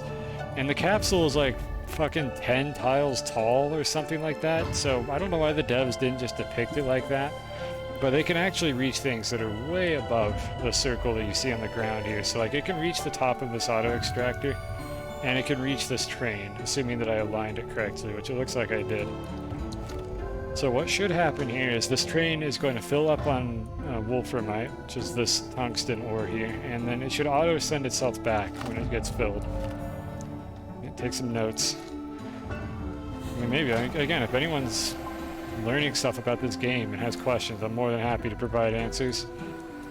There's a lot of like technical know-how about this game that I feel a lot of people just gloss over because the game just kind of doesn't really prompt you to do anything interesting. So you kind of got to go out of your way to make your own fun sometimes. Like, there's nothing that makes you do this automation stuff, but I mean, it's here. I might as well do it. It's interesting.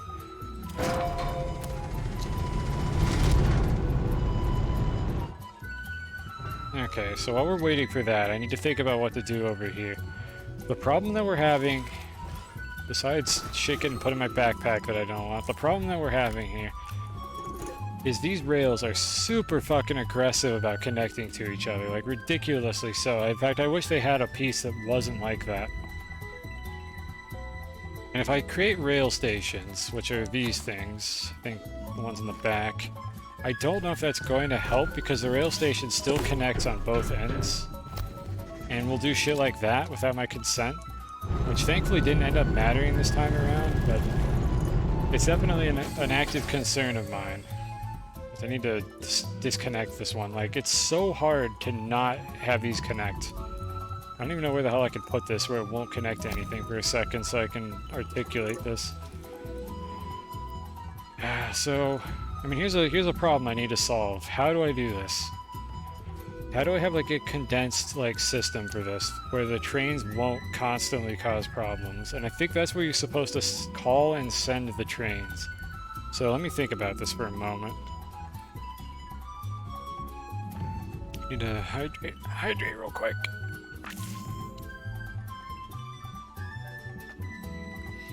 Okay.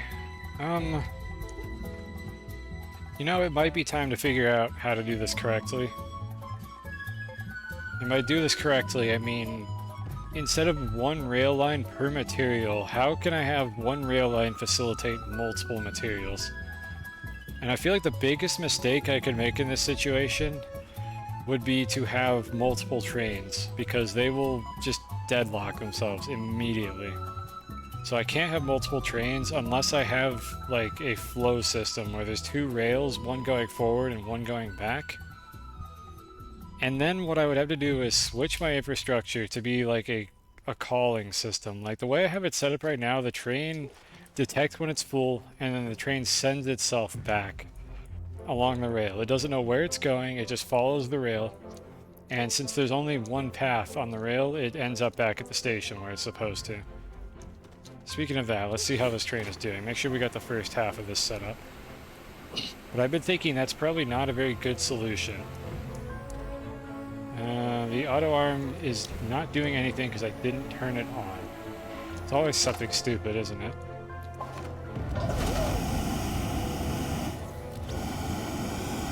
Need to put this here to make sure it doesn't grab anything else. Though this shouldn't be picking up any different materials, you never know. Okay, looks like it's working now. So I think in about a minute, that train is going to get sent back over to this station. And from there, nothing is going to happen. So this would be a good opportunity to try to work this out. Maybe one train and a call system instead. So at the other end there, I could call the train when there is enough storage available to justify filling up a train. And then it goes over to this rail station, and then it just sits here and doesn't do anything. So one question I have is, if I send a train and then call it, will anything happen, or will the train go on the way? Because what I don't want to have happen here is for each of these things to be fighting over the train. I don't want like a train to get called when it already has materials for a different resource in storage. That's something I need to avoid having happen. So we're going to wait a second for the train to come back, and I'm going to test something in just a moment here. I'm running out of jetpack fuel. Let me go get more. This hydrazine factory needs to move. It's in such a weird spot. Okay, any second now, train. Come on, you can do this.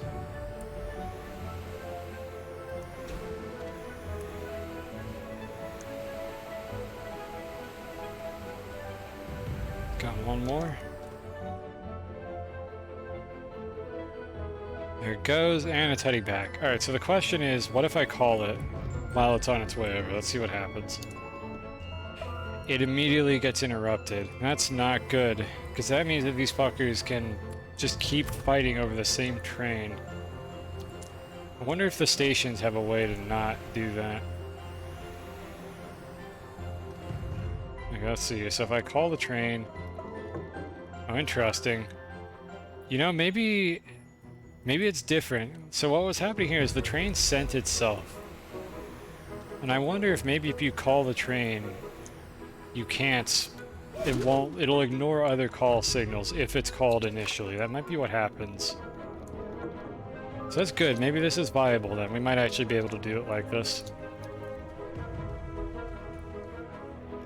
So in that case, what I would want to do is have one unloading station and then a sorter that decides what to do with the materials that come back from it.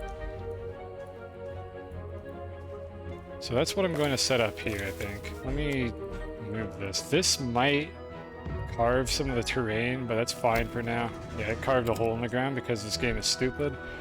I know how to fix this later. For now, let's just get a test dummy up and running and see if we can get this to work. For some reason, there are no cable plugs on these sides. Devs, please, why are there no cable plugs on the sides like that? Whatever, we'll just use this again. Okay, anyways. So this is theoretically going to be a multiple material unloading station, so... The stop mode... I don't care to have any pass-through. I'm pretty sure I don't want to do that. So the stop mode, I'm just going to set it to be stop disabled because the trains will stop anyways when they reach the end. And then the loading mode, I want to unload stopped cars. Actually, I guess I want to stop all cars then. Okay, this is how we want to configure this. And that means when it unloads, it's going to place every item that it can in this slot right here. I hate the fact that these carve out the terrain like that, but I'll just have to live with that for the moment. Can fix it later. I really fucking wish these auto arms did not do this shit. Devs, please. No one has ever wanted one of these to place an item in their backpack in the history of this feature. Okay. So we have that. We're gonna just kind of demo this. We could honestly demo this with 2 materials at once. That might be the smart thing to do. However, this means I need the ability to send the train back. Oh, you know what? This is a problem. How do I detect if the train is full and send it back? I could just, like, have a timer. Like, the train just spends a certain amount of time in the station that called it. Or I could have the station that called it hold exactly enough materials to fill one train, but I feel like that's going to be a problem because the extractor is going to put more materials in storage as I do that. So I think timer is going to be my initial solution. However, we can set this up as a double. We have clay here that I don't really need. We have graphite over here. Which I kind of don't like this alignment because I don't want the rail to go both ways. This is not going to be a good spot to get ammonium because I think the other one over here is a lot better. And this is very little resin if I recall correctly, so it's not worth digging there. And let's just go ahead and do a roundabout path. So let's go ahead and get the resin that's here. We know there's some... Jeanette McCurdy. Oh, what a twist. I don't think anyone saw that coming. So are you not Ted Cuddy anymore? Oh, okay, never mind. No, don't worry, I understand. Anybody could have made that mistake. Good to know that you are still Ted Cuddy, though. Very happy for you. Okay. Yeah, I worry about directional stations causing issues, because if the train... Well, the train could pass through it, I suppose. There's so many things that can go wrong with this system because this game is stupid and these trains don't understand. I would have to load these up instantly. Oh, hey, Elia. Welcome to the stream. This is the dumpster fire that I run, that I call a channel.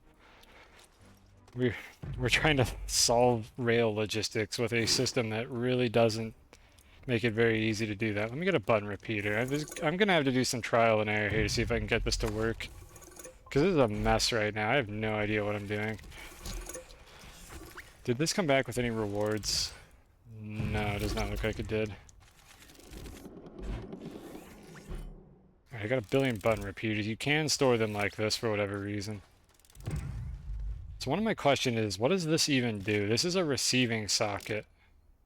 I'm going to assume that this sends the train away. But when do these activate? Let me just create a target pin and see if these activate for any consistent reason. I'm just going to call the train. Insufficient power. What do you mean insufficient power? Oh, I am running out of power again in my base. Okay, the train was apparently coming back anyways.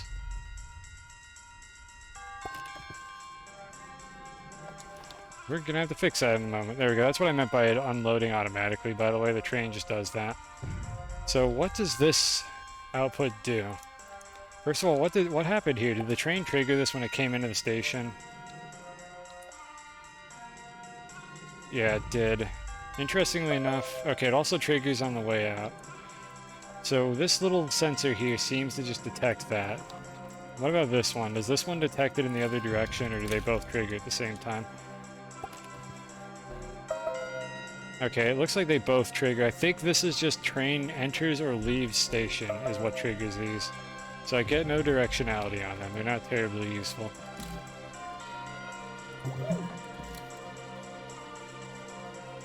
And then as far as this is concerned, what is this going to do if I power it? I'm trying to grab this little pin here and the game will not let me do it. Let's try this one. What is this going to do if I power it? It does nothing. It makes a boop noise. Now, I don't know if that's because I have no power, though, so I think I need to solve that problem. Actually, never mind. The sun is coming up. The problem is going to solve itself in a second here.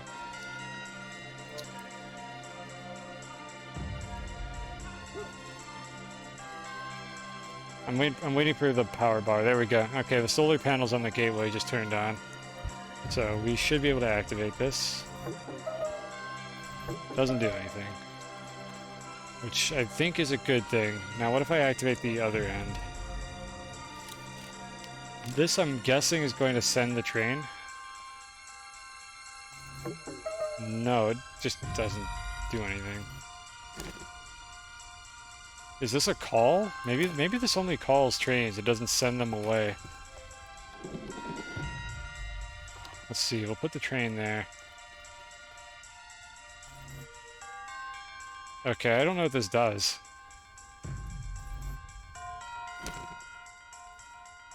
Ready to call car. Okay, that works. What do these do? Does anyone know what these do? I'll try this one, I guess. I'm very confused. I don't understand how this works. It just doesn't do anything. I'm extremely confused right now. I don't want to just go look at the wiki here, but I don't understand what this feature does at all. It makes your brain want to not exist. Yeah, me too. The camera in particular definitely makes my brain want to commit die. This is not a perfect video game by any stretch of the imagination. I like this game, but my god, there are some quality of life improvements it could use, and one of those quality of life improvements would be telling me what the fuck this does. Because I don't know, I'm actually opening the wiki right now. The wiki for this game is dog shit, but maybe somebody figured out what these do. So this is, I think, called a rail station. Like, I tried to figure out what it did. I gave it an effort. So we got a few modes. Attaching a target pin directly on the station will call vehicles. What do the pin slots do? When a signal is sent to the pin slots, that's what these are, the station will send rail vehicles out the side of the station of the slot that was activated. No, they don't do that because this one was doing fuck all while there was a train in the station. Is this like a situation where it needs to be facing a certain way? You enjoy Oxygen Not Included. I want to go back to Oxygen Not Included, but I can't figure out how to enjoy that game. I tried to play it with the Spaced Out DLC, and the problem I was running into with that game was like, wait, I have to build the same base 3 times and micromanage 3 bases? That almost feels worse than just the way the game worked normally, so I'm not sure if I'm just playing it wrong. But it felt tedious was the problem I was having with that game. Like, more so than the original release of the game, where you only had 1 base to worry about.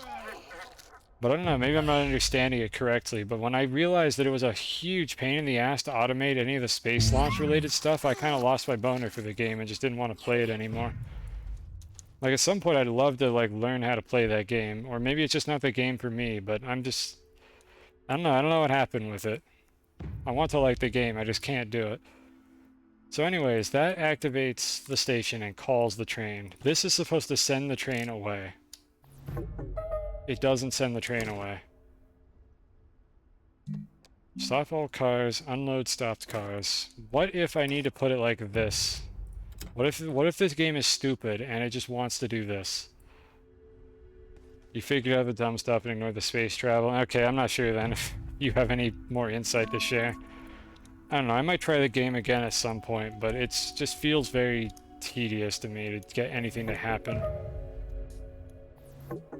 It's trying for like a second, and then nothing, then it doesn't move. Okay, here's something I need to do. Let me go get another rail post bundle. I think I have one on this. No, I don't have any on this. I need a short rail post bundle to try something out here. There we go.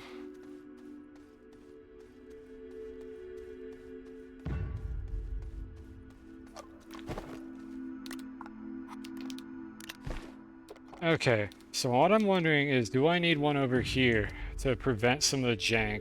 So let's put it over here. Yep, it carved a trench in the ground. Oh, these are gonna suck to move around.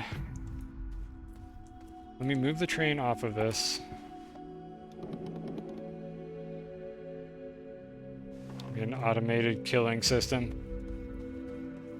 I think I did that in one of my playthroughs. It's definitely worth doing it, but it's always a hassle to set it up, and honestly, I don't usually even get to that point before I, like, kind of burn out and lose interest.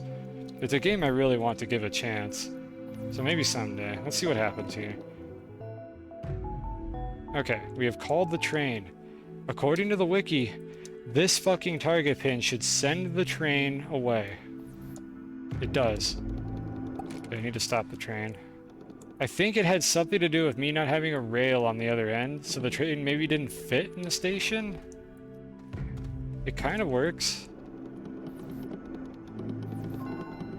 Okay, but it will call it back immediately if I do that. You mean artificial sun? Oh, you mean the thing with the bugs or whatever, the sun bugs? That's something I never actually did when I played the game. There's a lot of cool stuff in the game. I just wish it wasn't such a slog to, like, get anything to work correctly without your little shits dying along the way. I don't know. Someday I might give it another chance.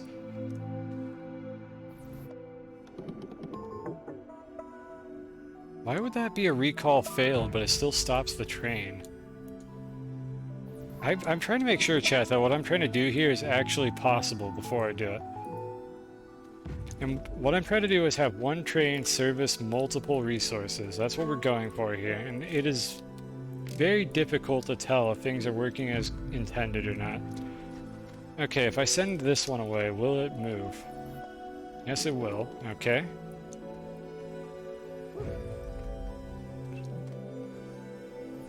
This will call it back. It stopped like right here for some reason. We don't have a power shortage. I don't know why it stopped. Does that count? Would that unload? Yeah, that would unload, so that counts. We don't have to care about that. Let's send it away. Uh-huh. Okay. The wiki is wrong, like almost everything else in this video game, because apparently the train just gets sent back in that direction. I call the train, it stops. This is supposed to send it out of this end of the station, and instead it just fucking sends the train back the way it came. The only tend to get into it when it's been a long time. Oh, you mean Oxygen? Like you don't play it for a while and then you come back to it? I don't know, maybe I just need to go in with a fresh mindset. Maybe I need to stream it as well, that might help. Maybe somebody who knows more about the game than I do could provide some insight into how to actually play the game. Yeah, I don't understand this. What if I activate this one? No, it also sends the train back. Okay, so whoever documented this in the wiki is an idiot, because apparently these pins just send the train back the way it came, rather than the side that you activate, which I don't understand why they would do that. Maybe it has something to do with the train, like getting stuck on the station? Because it's not pulling through all the way, it's just stopping right here, and then it's like, good enough. Like, what if I move it over to this side and then call it?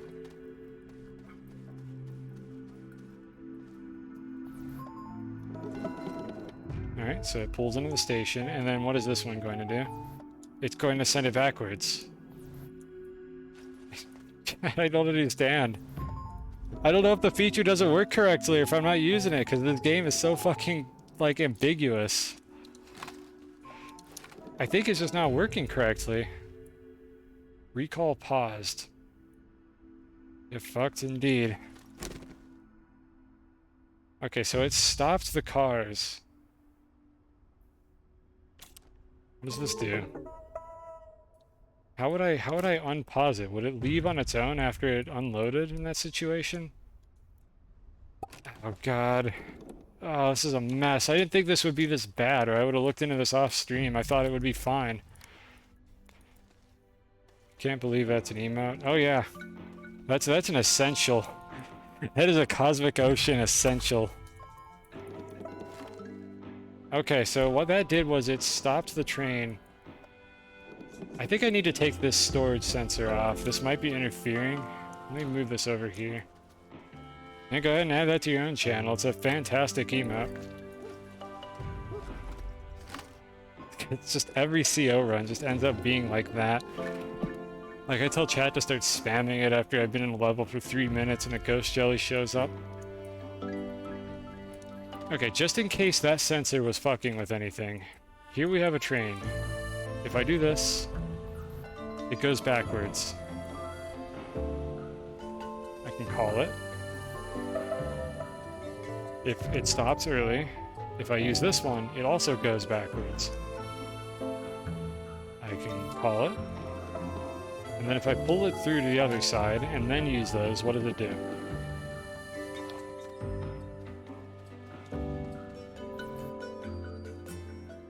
So call it and send it. Goes forwards. What about this one?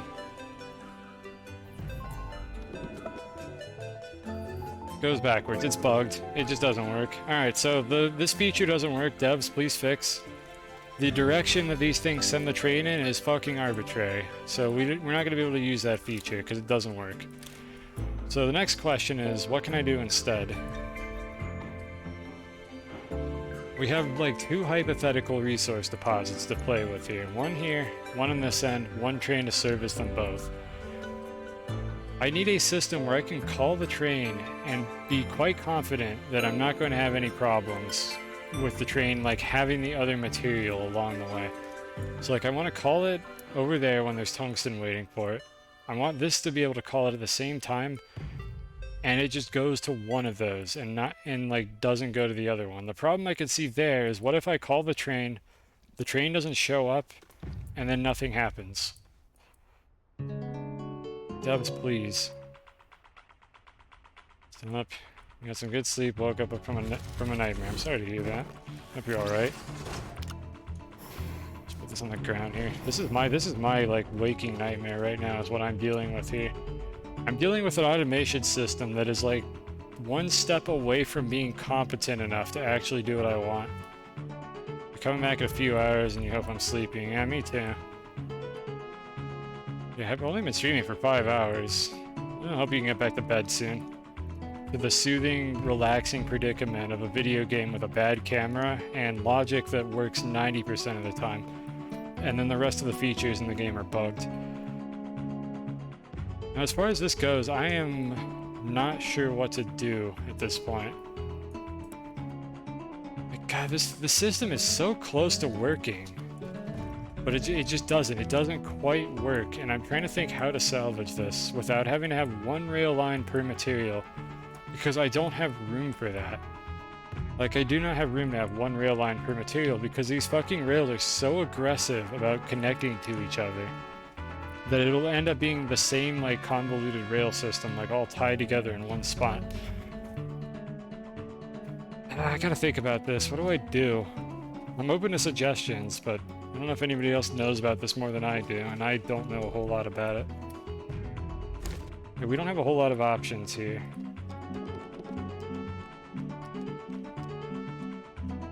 Alright, so this has to unload. That's all we've got to work with. And then the stop mode just stops uncalled cars. Stops all cars. But why isn't there an option to only stop called cars? But that doesn't even make sense. If I call a car to the station, I guess it stops anyways. This is just saying it also stops uncalled cars, but then what's the difference between these two?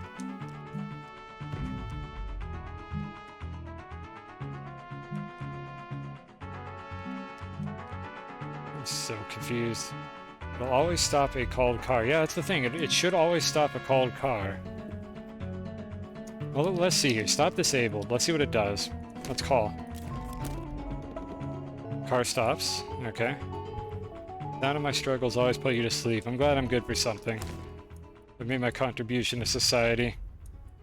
I'll struggle over this video game so you don't have to, and you can rest to the soothing, slightly passive-aggressive complaints that I have about this video game. Yeah, it'll stop a called car no matter what I set this to. So, stops uncalled cars. Stops uncalled means if the train is called and has to pass through the station to get there, it won't be stopped. You know, okay, let's just... I'm not sure if I understand that. Let's just find out. So here's a car that I'm going to call to something other than the station. It did not stop the car.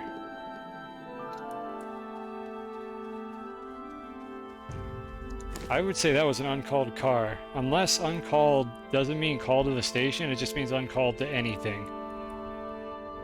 So maybe this means it would stop a car if I got in it and just made a move. It was called to something else. That's the thing. I'm wondering if that's what that means. Maybe it just means any car called to anything. So if I pass through this, it stopped me because I was controlling the vehicle. That might be it then. I think you're right. It was called to something else. Devs, this is very ambiguous, the way you worded this. So called, I think, just means the train has a waypoint to go to. I believe that's what that means. I think there's two modes of operation for these trains, and it's very poorly explained. The first mode of operation, I think, is just continuous, where I press forward on my keyboard and the train just goes. And the train is just going to go until it hits a dead end. If it doesn't hit a dead end, it is never going to stop. I think that's the first mode of operation. And I think this is uncalled mode, I think is what the game is doing here. So what this should do is stop at the station. And what this means is if I have a mechanism that sends the train, this would stop it. Yeah, so that stops it. But if I put it over here and then call it across to the other side, it's not going to stop it. It's going to go through. Okay, so we understand what that means. What were the other options? Stops all cars. I think that's fairly self-explanatory. So if I call it to the station, it stops. If I back out and drive through the station, it stops. And then if I call it through the station, it also stops. Okay. So that's probably not the setting that I want. Now, is there like an unload trigger of any sorts? Because there is notably no option to send the train, which is one of my biggest gripes with this, but I don't think we need it. I think we want a system where the train will go to one of these extractors. Maybe we do actually want it to stop all the time. Okay, here's my hypothetical scenario. So the tungsten over there finishes, and it calls the train. And then while the train is on the way over, this one finishes and tries to call the train. So that's situation number one. I think what happens there is the train ignores the call. So let me go ahead and simulate that. We're going to call the train over there. Make it like this. Recall canceled. Does the train remember where it's going? Oh my god, no, there's more layers to this. Okay, recall failed, I think means the train isn't being prompted to go over there.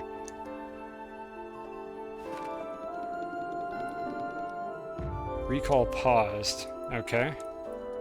So if I try to call it from over here now, is that going to cancel the other recall? Actually, hold on, let's read these symbols. I think there's information here that I'm missing. Okay, this is blinking. I don't know why it's specifically blinking with this indicator. This is like a progress indicator, I think. So maybe the game picked the train. It said, I want this train. The station paused it. Can I call it to another post, or is it not going to let me do that? Call nearest car. Okay, so that overrode it is what happened there, which is not good. Because that means that if I'm on my way to one of these things, and then another one finishes off, the train is going to get interrupted halfway through and go the other way, I think, is what's going to happen here. Or maybe it can only do that while the train is paused at the station. Okay, here's question number 2. If I put some stuff on the train and try to... And let's say there was a load on the train here. It was on its way back to the station. The train was just sent, like, blindly to go to the station. And then let's say that the macaroni extractor over here called it, like right now, while it's on its way back. So let me call it over to this post. Actually, what direction is it going to go in if I start it? Let me just try this. It should stop. It unloaded and it didn't send automatically. So if it gets stopped at the station, it's going to pause. And then if anything else calls it, that's going to overwrite this right here. So while the train is paused, it can be overwritten. That's not a good thing. But that makes me wonder then, if I activate these, is this just going to send it? Could I unload the train and then when it's empty, send it off with one of these? Maybe this feature does work as intended and the wiki is wrong. I know, shocking. The wiki has never been wrong for this game. But maybe the wiki is wrong. And these pins just send the train, like, along its path if it had one. So let's see now. I think I might understand what's going on here. I call it through the station. It's paused. And if I send it over here, it just keeps going. So that gets prioritized. That still, however, doesn't solve the fact that if the train is, like, on its way forward and it gets called by another one, it's going to come back. Yeah, it gets recalled immediately. And then that cancels it. So we might end up with a system where the train is going to get interrupted by other extractors, like, being filled up at the wrong times, and maybe we can work around that? Maybe if I have these, like ping it occasionally, like every, like, couple minutes or something, it sends a signal asking for a train. And that would end up with a system where the train should have enough time to get to one of them, as long as I make that delay long enough. And as long as I have a big enough stockpile, I shouldn't have to worry too much about the train, like, running out of space.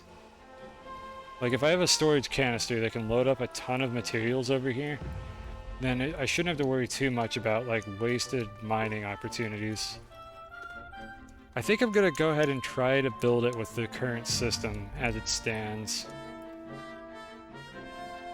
Let's do it with stations, because I feel like the stations are just gonna make everything a lot easier than like just having the crane get stuck at an endpoint. So let's get another station for this one. They're not very expensive, they're bulky, but whatever, it's fine. Yep, I definitely wanted that. Yep, I wanted that in my backpack too. Thank you, game. Go fuck yourself. Yep, oh yeah, just put that in my terrain tool. It's floating on camera in front of the thing. Don't connect, don't connect, don't connect, don't connect. Stop! Oh my god, game, why? Why are these so aggressive about doing that? Okay, we need an auto arm. Let's hypothetically get both of these set up. I don't have any more auto arms. Do I have graphite? Please tell me I have like one graphite. Ah, nope, don't have graphite.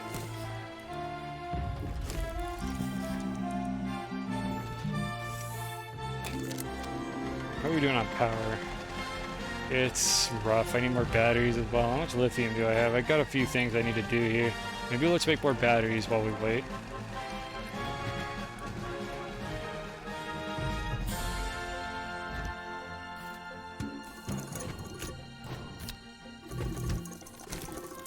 This is gonna drop a bunch of crap on the ground, isn't it? There we go, medium battery. Just make a shitload of these games. Just make a ton of medium batteries. I need these, like, right now. Do I have any steel? Not enough. Getting sidetracked here, but this power issue I think is going to cause problems for the trains, and I should really just nip it in the bud and get rid of this right now.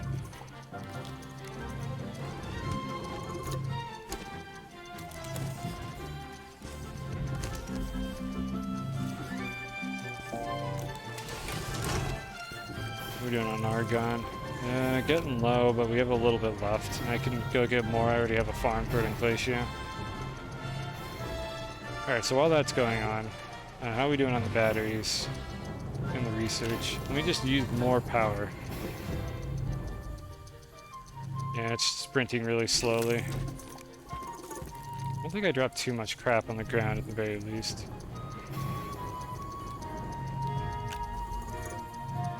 And while that's going on, need 1, 2, I think the third one is in the works. And then I need to make a silo is why we're doing this. Oh god. Yeah, the problem here is the batteries are not lasting the whole night anymore. And I refuse to use RTGs for power on this base because it just kind of trivializes any of the problems I would have to solve. So unfortunately this is going on. I might as well put the power snail here just for a bit. This will help a little bit.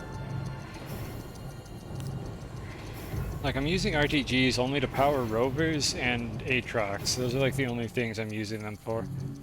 What's it, the fart cloud? I don't know, this game just spawns like dust clouds like that, and it just looks really weird at night because they didn't set up the lighting properly. So it's just full bright for some reason. Okay, here we go, this is the bad boy that we want. And I got the graphite that I needed.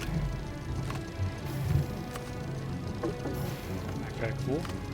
Nope, don't leave it in the cursor, just drop it on the floor. Game design.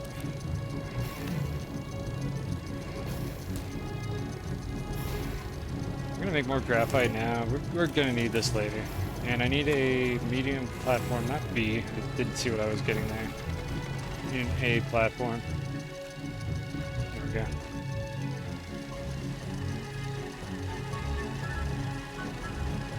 I think I can cram all this in over here so we can have a resin farm. There's our auto arm. Let's go ahead and make a second one for later because I'm going to need it to unload.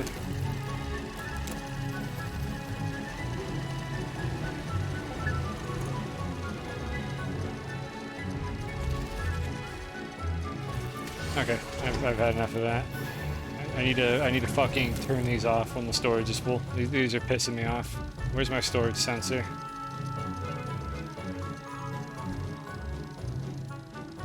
Where did I put the silo with all the... Oh, it's over here. And why is this one still over here?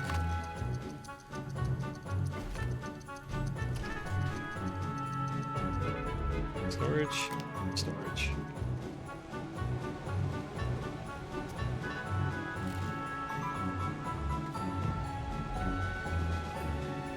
I want to turn these arms off when the system is filled. Full or not full? I don't know why this target pin is floating. I want it to go right there. Turn these off. There we go. Okay. Didn't mean to pick that up. I'm just storing these on the ground. Get rid of this stupid hydrogen. Okay, so this should only turn on if there's an open slot.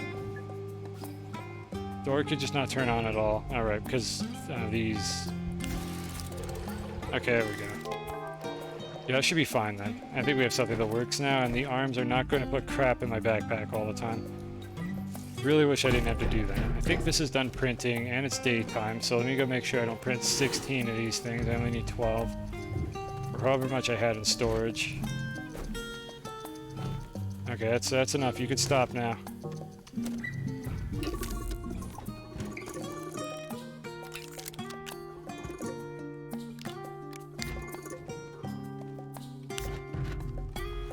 Check your game's volume. What was this? Is this too loud for you?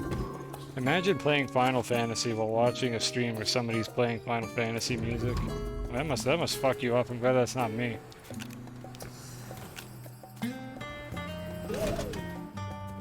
Did something else happen? Am I making assumptions that I shouldn't be right now? Okay, that is way too much. It did though? Okay, I'm confused. What happened? Why are you... What freaked you out? What was freaky about this interaction?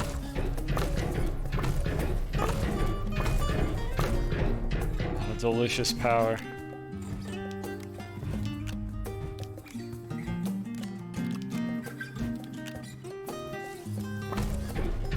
I should have made a platform for these. Whatever. Make it now. It'll print pretty quickly. Where's my resin? There it is. Where's platform A? Okay, good. Okay, it was the music that screwed you up. Oh, because it was muted. Now I see how it is. I'm sorry. I'm not sorry, actually. I'll pretend to be sorry, but I'm really not. You'll be alright. You'll get over it. Might as well smelt these while they're here. I kind of need tungsten anyways. Just keep a couple for testing purposes. How dare I? Okay, I'll make sure I never play music for a game that you're playing again. I'll ask ahead of time what games you plan on playing while you watch my stream, just to prevent this awkward, like, interaction from happening.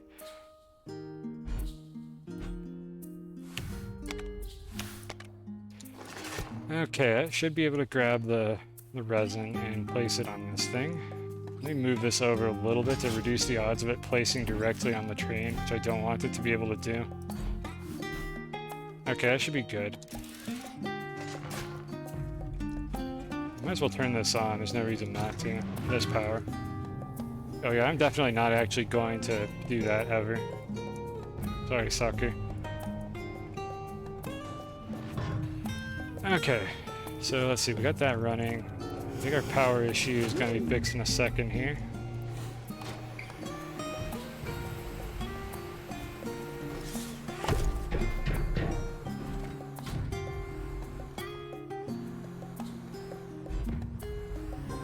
And this is just where I've been storing all the batteries. I use the mini RTGs on the base. It's the big RTGs are the ones that I'm not making in this playthrough, other than for rover power and Aatrox. Okay. Now we have 50% more power storage. Hopefully the combination of this absolute unit and then the two that I have up here are good enough.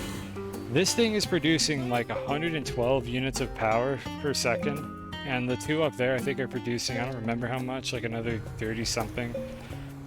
So like during the day, this base is good to go because I dragged this thing over with a winch and hooked it up to the base. Anyone who didn't know, this thing actually does produce power. And not only does it produce power, it produces a shitload of power. Like, it is insane how much power this thing produces. Like, it's definitely worth using it. However, it just stopped. So, what are we going to be at now? The ones on the top are still operating, but they're about to shut down as well. And then all the batteries are going to start draining, and I need enough batteries to last the night. Lightning Bolt Plus. It makes a very loud noise. Luckily, we're not hanging out over there for very long. And I made a few extra batteries that I didn't mean to. I'll just kind of leave them over here. If I have more storage issues, I'll just make another batch. I don't have a good place to put them right now. Actually, I do have a good place to put them. Let's unpack them. You put them on this thing. Okay, there we go. How are we doing? I'm looking to see what the batteries are doing. Are they going up or down, or are they neutral? Okay, they're draining. So all of our power sources are gone now. Actually, that's way better. Yeah, there's a zap. Kai, didn't you know to search for zap and not electricity or power? Oh, why wouldn't you search for zap? It's such an obvious name. How strong is the sun and wind on this planet? Yes and no is the answer to that question. So this particular planet has very high sun and low wind is what the stats are. And very high sun, I forget what that correlates to. It's like 25% more than the rated like power supply for the solar panels. I don't remember exactly how that works. It's a lot. So we're using primarily solar power, and I have a few random ass wind turbines sitting around that are not doing a whole lot. I'm losing focus here. Let's see, so this auto extractor is up and running. And of course, it's mining laterite. And this is why I didn't want to use this deposit, because this fucking shit always happens. So here's what we're going to do. We're going to test it with laterite for the time being, but I'm going to move this later once we're done testing. Devs, for fuck's sake, make it extract the material that's closest to the extractor, not whatever the fuck you want. We have a storage sensor here. I don't remember why I had this. This was on the train. Not important. So, where's the train? It's over there somewhere. Very high is... Okay, it's 1.75. That's even better then. Yeah, I think Big Chungus over there produces like 64 by default, and I guess 112 might be 1.75 times 64. I don't remember that number off the top of my head. But that sounds right. Okay, that definitely is right. Okay, the numbers add up. The math works out. I don't know... Oh, the train is over there. Alright, so... Can I check this with a storage sensor? That's one question I have. Or do I need to put an actual storage on this platform? Like, what does this detect? Put this here so I can see whether it activates or not. So we have full or empty. I only want it to activate when it's full, but I can set up a gate that prevents that. For now, let me set it to full or not full. 65. I said 64. Is this going to trigger? I guess not, right? It's only going to trigger for this particular one. Okay, so this does work. I can detect whether or not there's storage space on this, and when it's filled, I can send it away. Or rather, I can call a train is what I want to do. And then when it's empty, I want to send the train, which I could use this here for. I want both signals to happen with the same sensor. Okay, I know how to do this, I think. I need to set up a logic gate. Or maybe a count repeater. Yeah, I think I need a couple count repeaters to do this properly. Where are the count repeaters? Okay, it's the giant pile.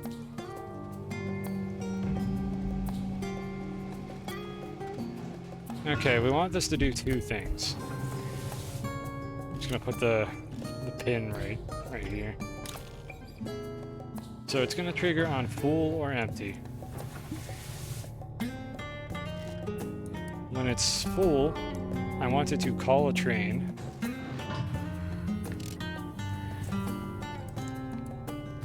And when it's empty, oh my god, it's gonna be this shit again, isn't it? Don't, dude, I'm just gonna turn this off for now. And the reason I'm gonna do these count repeaters is to get every second signal to actually, like, do something.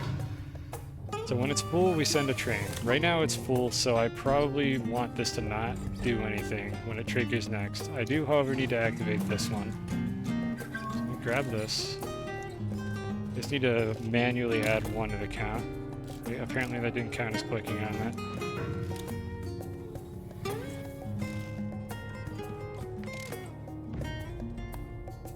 This is a mess. Like most of the wiring I do, I will clean it up once I've got everything worked out. And then we want to send the train away once it arrives. So under this hypothetical situation here, the train has just been called to the station because it filled up. So we want to do that.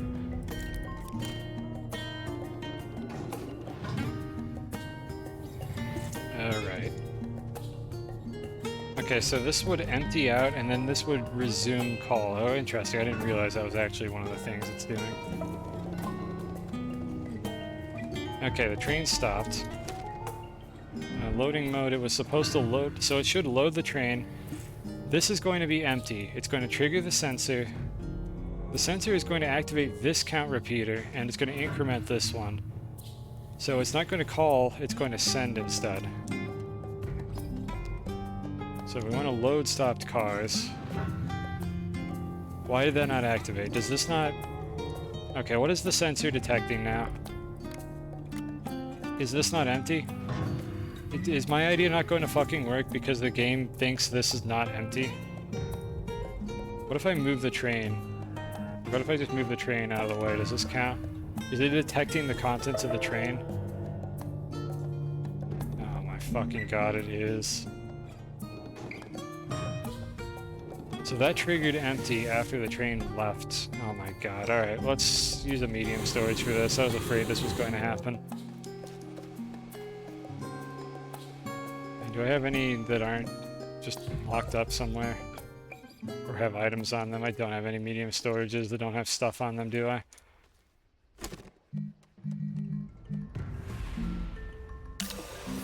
I need to make more resin. I need to make more resin so that I can get my resin farm up and running.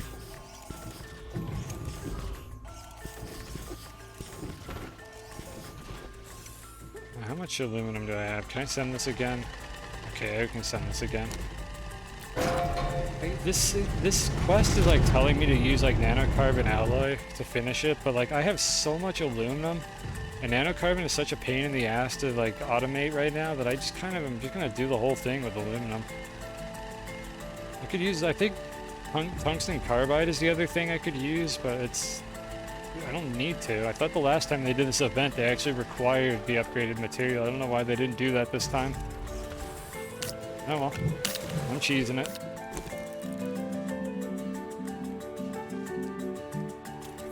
Okay, we got a medium storage. This will help out a little bit. So when this medium storage is empty, that's what we're going to detect, because for some fucking reason the train being in the station counts towards the amount of items that are in the station, but only if the train is there. I could see that being useful in a universe that isn't the one that I exist in, but I exist in a universe where I don't want that feature at all. So, oh well. Move our storage sensor to this. Stick it on the side somewhere. There we go. Okay, hopefully this will work. I don't really care about these two slots right now. I'll just let them fill up with crap. I'll clean this up later once I get something that works. So where are we with this? What state is this thing supposed to be in? When this activates, it is going to call a train. So it thinks the train got sent away is what happened here. So I'm going to go ahead and send the train. Train goes to the station, whatever, unloads, put some junk on the ground, don't care. This is a mess. I'm glad this is still fucking mining aluminum, despite the fact that it is on top of a piece of resin. Maybe I could move it somewhere else where it won't do that, but whatever. We'll just use aluminum for now.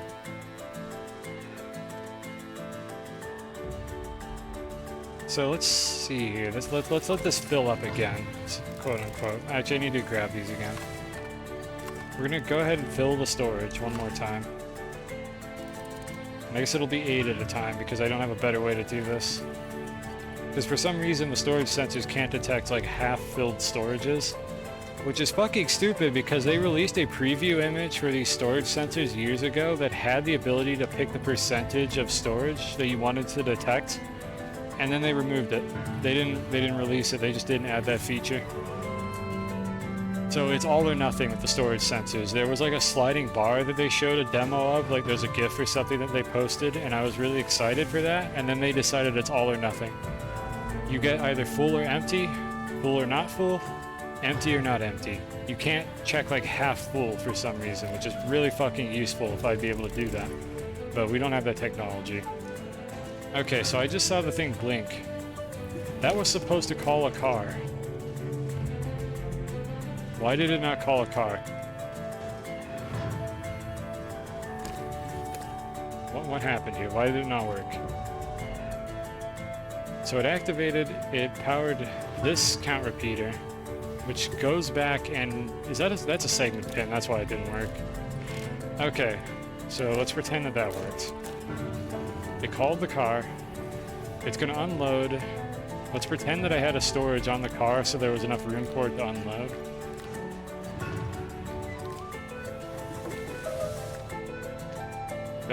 What did that do? The train made a noise, it did something. Okay. Why did it not?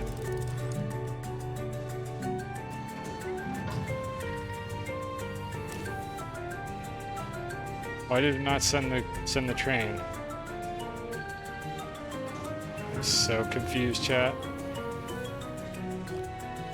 And I have to keep juggling these around every time I do this. Oh my god, devs, why are you like this? Why is this how this works? Okay, fill it up again. Call the train.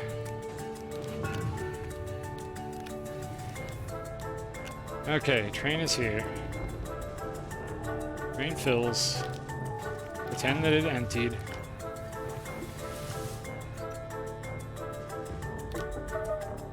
Why is it booping? Why does nothing work? I just don't know. This feature is so, like, crusty. I have no idea if it's actually bugged or if I'm using it wrong. Why did it boop at me when I tried to send the train? Like, specifically, I tried to activate the rail station. Or no, I tried to activate the target. Right here is what I did. Oh, you telling me, devs, you telling me I can only put one of these on at a time? Whatever, I'll just do this. This is the worst kind of feedback you can give in a video game, is error noise. What's the problem? Why won't the train go? Like, I literally don't know. I have no information to work with here. What if I activate this one? Boop. Just boop noise. I fucking swear. Why? Does it need to have a waypoint?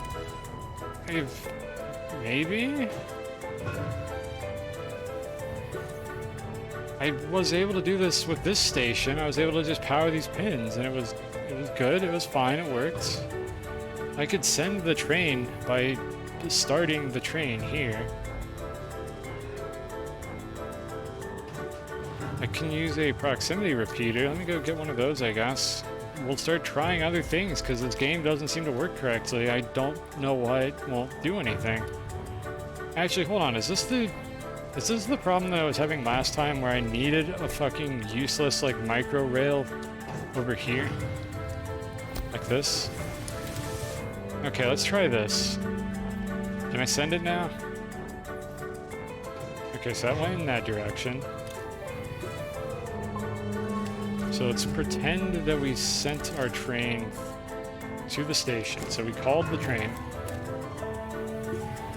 The train should load automatically. And then we activated this right here. I'm gonna do by just powering this twice. It keeps going through.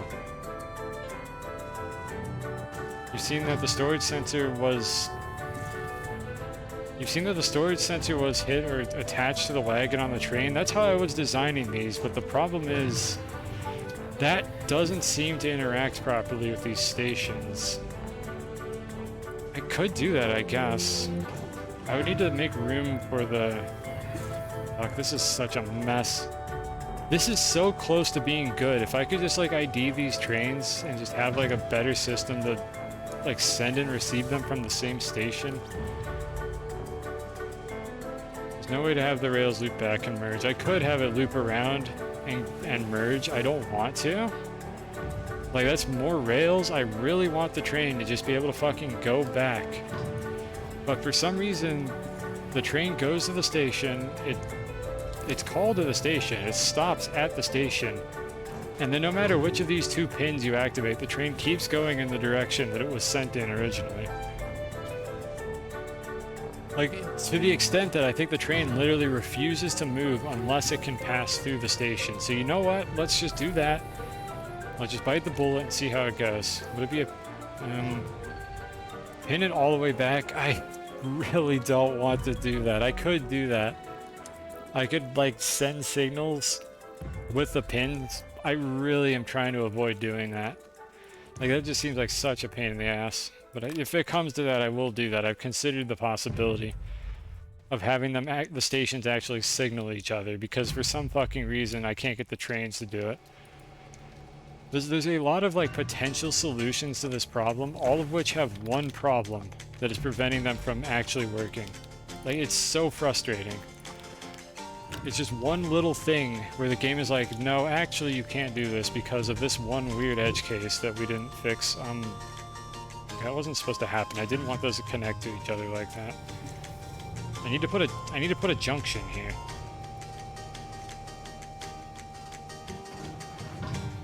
I guess I have to move this, or I'll have to move it temporarily. Let me make the junction.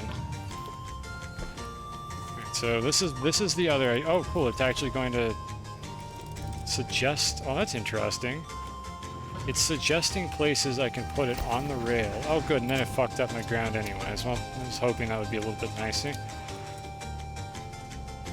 Alright, so our hypothetical solution to this is to give the train the ability to turn around.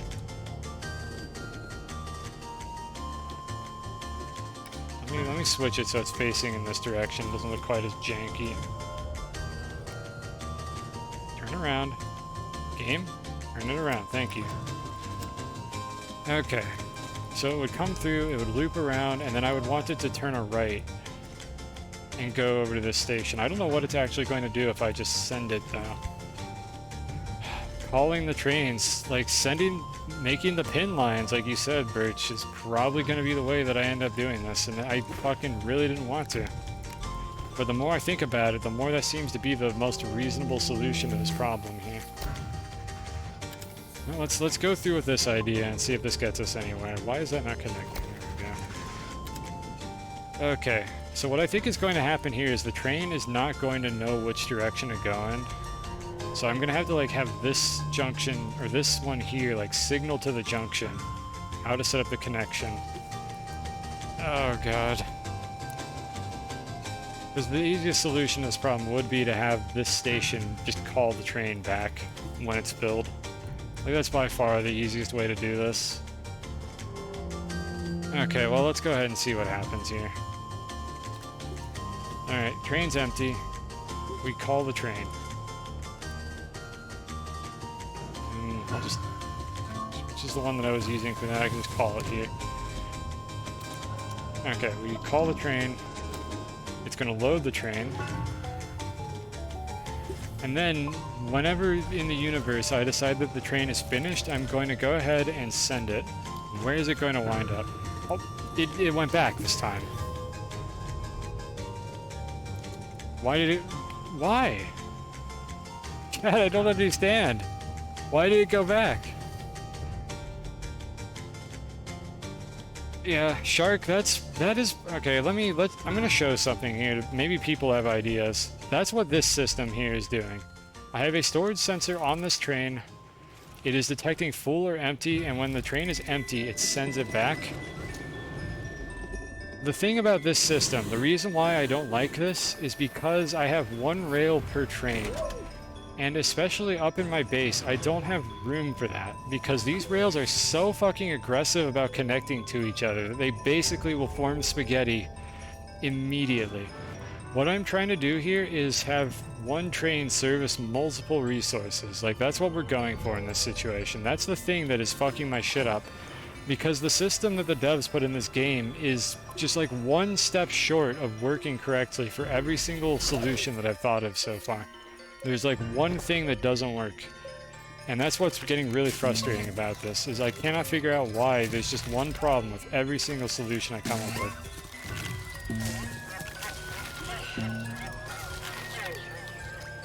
Like, for instance, what I was just testing, I added the roundabout so that the train could go back the other direction, and then the train went back in the correct direction, the thing that didn't work previously. And given the nature of this game, it's so hard to tell what's a bug and what's actually working as intended but not as desired. Like, why did the train go back instead of using the roundabout? But when I didn't have the roundabout here, it didn't do that. It got stuck trying to go forward. Like, if I call it again, what's going to happen? I call the train. It's finished. I send it back. It goes this way now, which is what I wanted it to do. But it literally wouldn't do that earlier. It wanted to go this way. And it got stuck on this dead end, and then it gave up. So if I pick this up, for instance, okay, now that connects. So if I go ahead and pick this up, what is it going to do now? Let's call it. And send it. And now it just works. What if I get rid of this one? Call the train.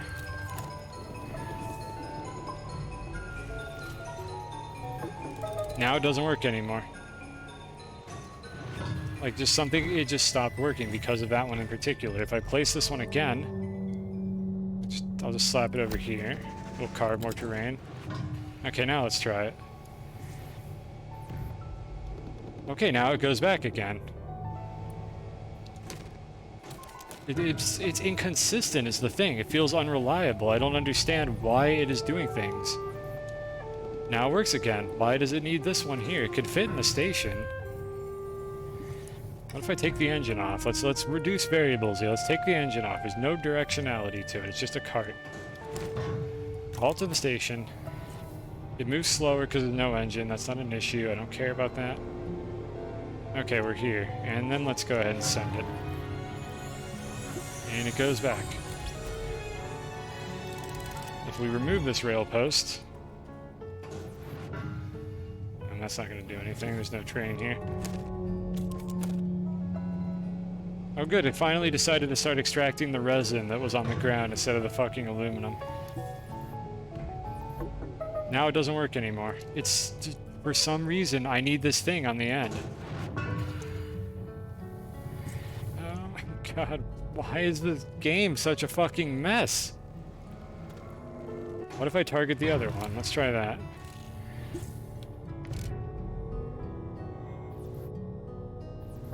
Still doesn't work. I literally cannot get this out of the station. There is no universe where it is willing to leave the station. So here's the other thing you can do. I could send the train with these signals, or I could send it with a proximity repeater. It's worth noting this proximity repeater is probably also going to activate the rail station, in addition to the train. Yeah, which we don't want, so this is not a good solution to the problem. But for some reason, that was able to send the train in the other direction. It's so bizarre. I don't understand it. It just doesn't, like, work in any intuitive way. So once again, we can call the train. But we can't send it with the fucking built-in sending feature that these rails have. Yep, it just won't move. So I need to have the extra rail here. But then there seems to be a random chance that the train will just decide to use the extra rail posts and get stuck over there instead. So if I go ahead and put it back, let me move it a little bit more so it's not in the station. And then we send it. What happens? It went forward this time. And it's like now my train is soft locked. If it goes in there, I can't get it back out unless I have this thing like bump it back. Which, I mean, we're talking about workarounds for workarounds here. Is there an elegant way to do this?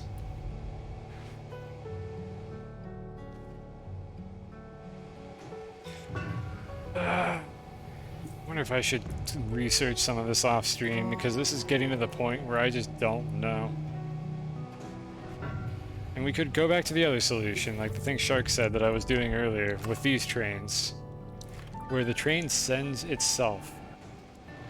There's a couple problems with that. The first problem is this game fucking stupid enough to like unload button repeaters and stuff? Oh, okay, called the train again because the station filled up. It's like if I put like a button repeater or something on this, or a count repeater, is it stupid enough to unload the count repeater from the train? Yeah, the dead end could bounce it back. That's what I meant by workarounds for workarounds, is I could probably do that, but I'm getting tired of how hacky this is. So here's the situation that I want to look at here. Let's try something else. Another hack. Instead of bouncing it back real quick. Can I get the train to send itself when it's full? Where's my storage sensors? Got one, okay. Maybe it works on the correct side. I guess I could try that, but we already established earlier that it's more or less random what direction the train gets sent in by these things. Or it seems random. Okay, cool, yep, good. Just put the macaroni right in my backpack game. Good feature. I'm getting fucking frustrated. Alright, so the way we want to do this is full or empty. It doesn't really matter. I'm going to consume the other signal. So when the train is full, I want it to go back home, is what I want it to do here. And then I want to consume the other signal that it's going to send when it's not full. It's never going to be empty, so I do actually need to do full or not full. Sleep, that command does not exist.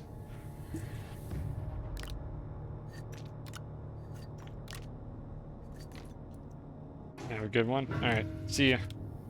So you're going to miss out on all this train grinding action here. So if I place this, it should send. Okay, it's sent in the wrong direction, mind you. So we're gonna have issues with that. Let me fucking get rid of this one again. I'm just gonna start the train and send it over here. Okay, it goes over here. Is this going to unload the count repeater? I hate this game. We can't do this. This solution doesn't work. Because it's going to unload the fucking count repeater. Does it unload the side slots on the engine? Like, can I use the engine? Like, why on earth would I want to unload the count repeater that is wired to the system? Okay, I think we have to have an engine to store the count repeater. That is the only way I could think of for this to work. And then the count repeater has to go back and activate itself, maybe? I don't think there's any difference between which of these you activate. Okay, so let's see. Well, this does matter then, so let's set it to full or empty.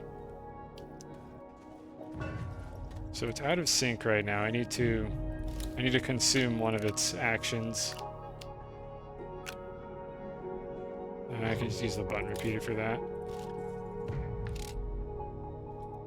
Really wish there was a way to increment these without having to do that. Alright, so train's empty. Actually, no wait, this was correct. Okay, train is empty. It's waiting at the station for something to do. It gets called by this. I'm going to detach all this crap because it does not seem to work. So we call it.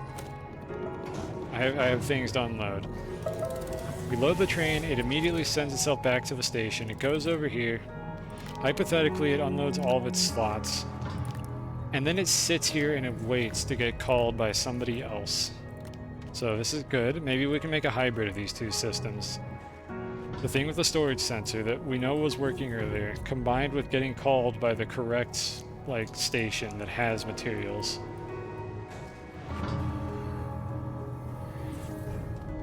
So in that case, what I want to do here, since the storage sensor is too fucking stupid to detect whether or not the train is holding the items, I still need this. When this fills up, it should send a signal. I thought it would send one right now. Waiting for storage to empty, apparently. Let's see, I could do full and not full, I suppose. Or I could set up the train to be able to store this many items. Let me go make another one of these. I think this might be the easy way to do this. Go print another one. I think it won't be glitched by the train. Well, let's see. Yeah, you're right. It will send away. Okay, you might be right. That issue might not be relevant anymore. Let me make another one of these real quick. Just so I have it for the train if I decide I need it in a moment. Okay, the train will send itself.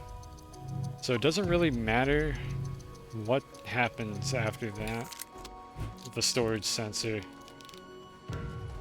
I just need to make sure the storage sensor always sends a pulse when the thing is filled again.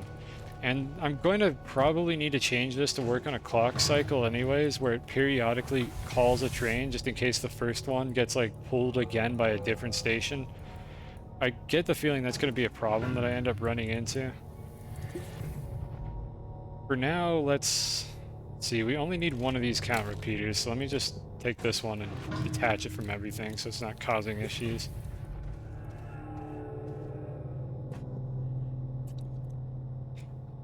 Okay, so the hypothetical situation, we call the train. Train is going to go in here. Train is going to fill up and leave.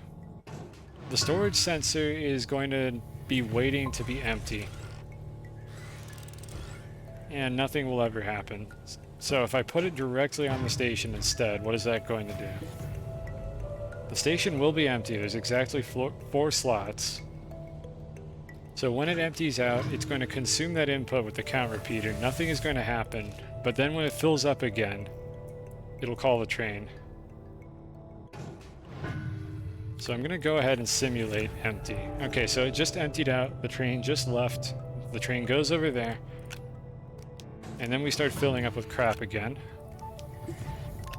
We fill, we call the train, and the train leaves. Okay, I think the hybrid then might be the solution that we want.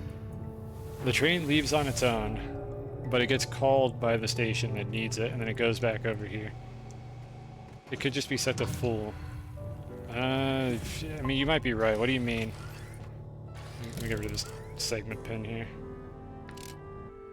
Okay, what are you suggesting I do here without the count repeater? Because I don't want it to call the train when it's empty. Because I'm thinking that might cause an issue where the train leaves and gets called on the same frame. Maybe that works, but that feels like the kind of jank that I don't want to risk. This system is already extremely janky. I don't really want to run the risk of the train getting called and leaving on the same frame and somehow getting stuck as a result of that. Because I think that's what would happen. It wouldn't be the same frame actually, right? The train would be here. It would grab all the items, the storage sensor would not trigger on empty mode. And then as the train rolled out of the station, the sensor would update because the train isn't there anymore. It would be empty. And then it might try to call the train back. I'm actually curious enough that I'm going to test that anyways, but I think it won't work. So let's try it anyways. Okay, good. The auto extractor's done, so let's place it back down and watch it mine aluminum again.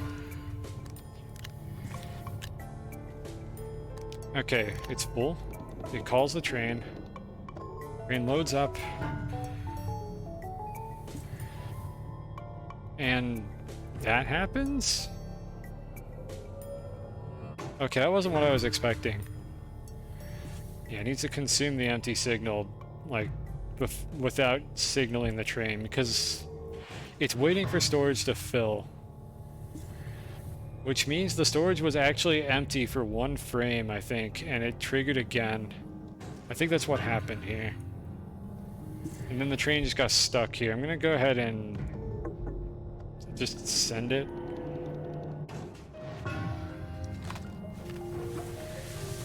I just need to have 1 open slot there. Which I need, no, I need to empty the whole thing. Oh my god, I'm getting so tired of juggling items here. I need to actually put these in a canister. I just want to like humor your idea, even though we both know it doesn't work, because maybe we'll learn something about this. Yeah, I think that's what it is. I think the train technically left the station and then immediately got recalled, came back to the station, at which point the station is waiting for it to fill up again. Let's try that one more time and just see what happens here. We call the train. It signaled immediately. So it was empty for a split second because the train emptied this thing out. It tried to leave. And then that also, the fact that it became empty by doing that meant that this thing immediately called it back and is now waiting to be filled up again. Look, knowing why something doesn't work is an extremely important part of the scientific process. This is why I will humor ideas that I'm pretty sure are wrong, because you never know what you might learn, even by learning why they're wrong. Okay, so let's simulate that if it would have worked correct. So I think we have something that seems to work. So I just need to get this train, like, unfucked up here. We go to the station. We unload.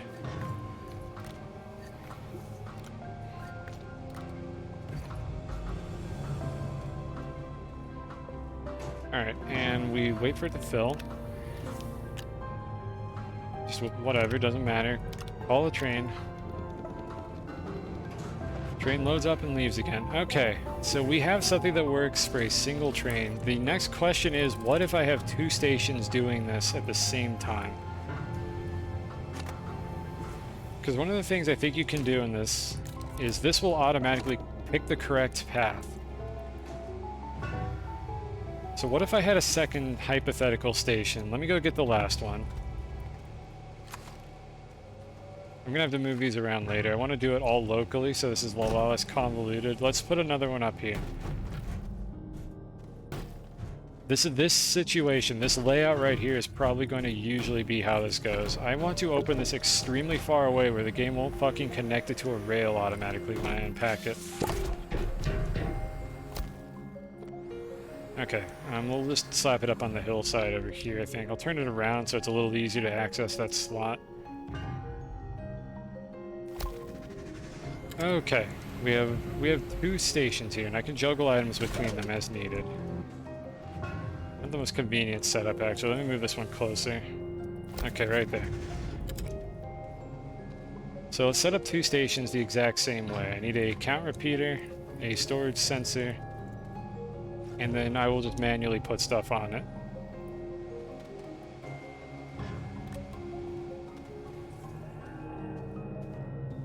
It doesn't really matter where this goes, I can just slap it on this side.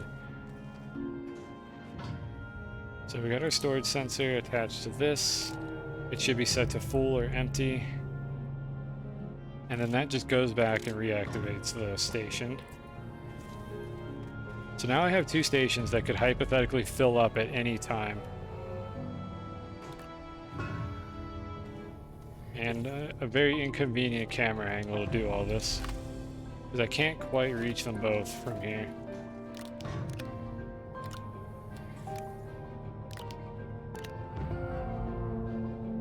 I listened to the entire soundtrack for Endwalker. If you know any base game songs from Final Fantasy, then feel free to suggest them, but I picked out the ones I liked from Endwalker. I listened to that entire playlist. Not all of them were appropriate for the stream, I thought. Some of them were just kind of, just meh. Like, they weren't very interesting, even if they were peaceful, so I didn't really bother adding them. I try to add songs that I think are good, and not just okay. And they're not all going to be winners. So what's going to happen here? This is waiting for storage to fill. The storage is going to fill, it's going to call the train. So what if the train is, like, on its way, or happens to be sitting in this station when that happens? What is it going to do? Is this going to call the filled train? Yes, it is. And then the train is going to fucking do this. So I can already see a problem, like, coming from this. Now the question is, can that actually happen realistically if the train gets sent away, like, on the frame that it fills up? So a more realistic a more realistic system here would be if the train was on its way back to this station when it got called by another station. So in order to simulate that, I'm going to send the train and then place a resource nugget on this before it reaches the other station. And did that consume? Oh, it was waiting for this to empty out, so that didn't actually do anything. Okay, we can test the other case. This is such a fucking mess. Let me unload the train. There's so much aluminum. What am I supposed to do with this? I just want fucking macaroni.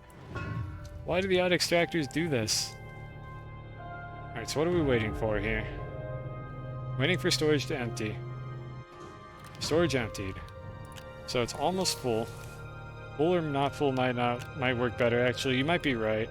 That might be the way to do this. For testing purposes, that's probably easier, so I might switch to that. Okay, why is this one hung up?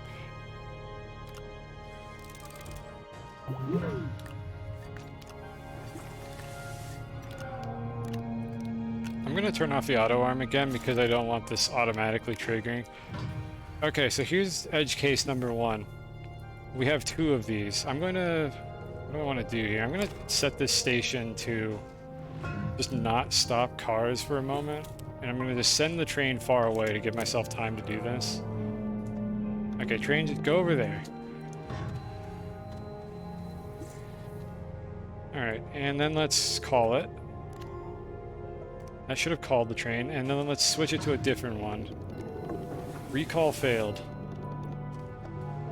It picks the first one, and then it's on its way back to the station, which again, it's just going to pass through because reasons. Let me bring it back over here.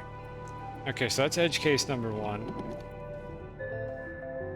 Then I'll go ahead and set this to full or not full. It should be waiting to become not full. Okay, so we're back to the waiting state. Go ahead and get this one to almost be full. Set this as well.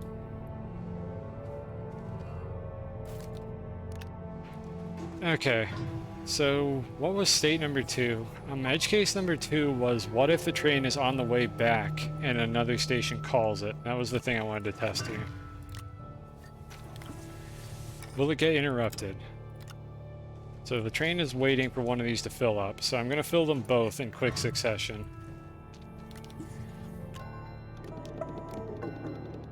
Recall failed.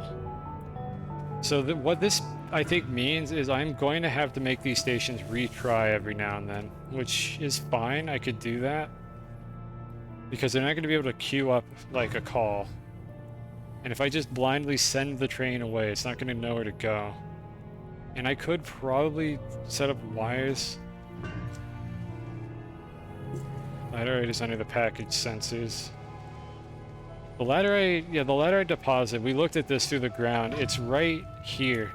There's a shitload of laterite right here, like a huge deposit underneath this graphite and this resin. And the fucking auto extractor always picks the wrong material. They literally know which material you want to gather, and they pick the wrong one, like 100% of the time. It's fucking infuriating. You basically can't use a deposit that has the wrong, like, resource next to it, because it'll just pick the wrong one every single time. I'm going to probably want to dig in and change that. I might remove the laterite, or I might look for a better deposit of resin and graphite, because distance isn't really a huge factor in this. And I just don't want to deal with this shit, but I'll have to find a better deposit before I can do that. Like, I see some resin up in the mountains over there. We might go for that one. But the first thing I want to do is just get this to work. So, let's see. Let me call the train again. We're getting somewhere. I think we have something that might work. Let me call the train. We want to stop all cars. I want to hydrate while I wait.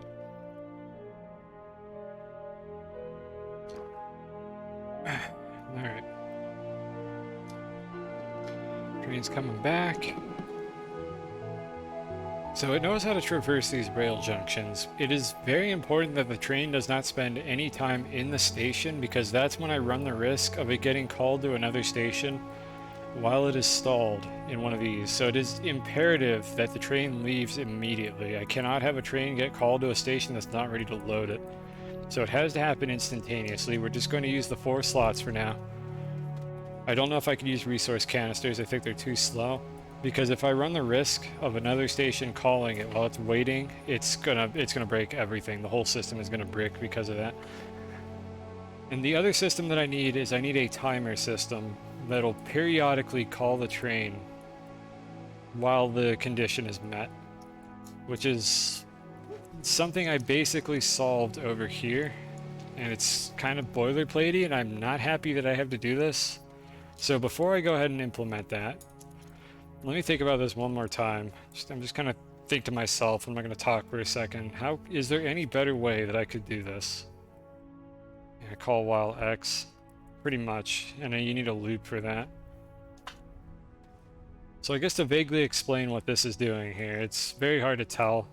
Like I don't expect anyone to be able to decipher this just by looking at it because it's really compact. Let me put these here so it's a little easier to see what they're doing. This is where these were supposed to go anyways.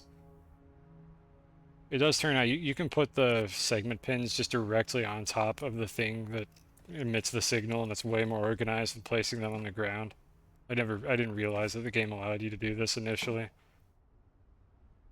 So it's more obvious that this one count repeater is connected to these 3 things when you set it up like that.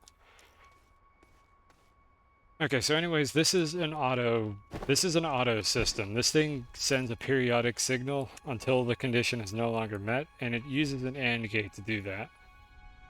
And unfortunately, that required 2 delay repeaters and a couple of these power switches and a battery, so it like automatically goes from trivial to unpleasantly complicated to do something as simple as this. This is as simple as I could get this to be.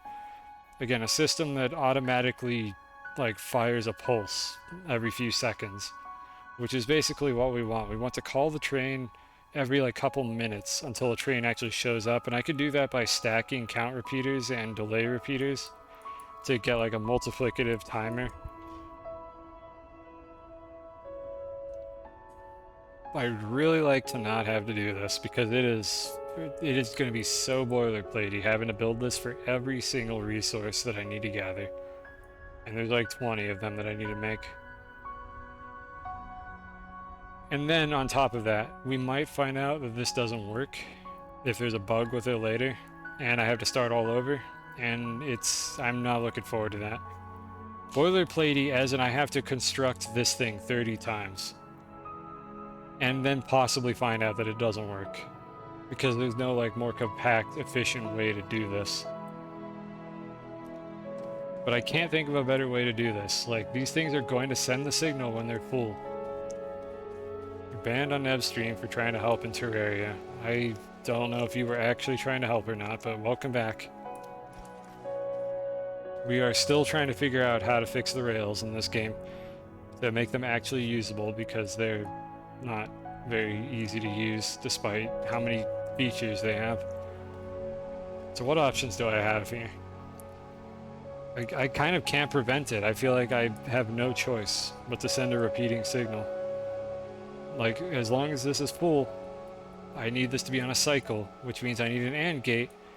And the only way to make AND gates in this game is with power sensors, and we have to just do this. So, you know, let's just bite the bullet and do it and see what happens. Can't think of a better way. Tips on how to get to and summon a boss. Were the tips unsolicited by any chance?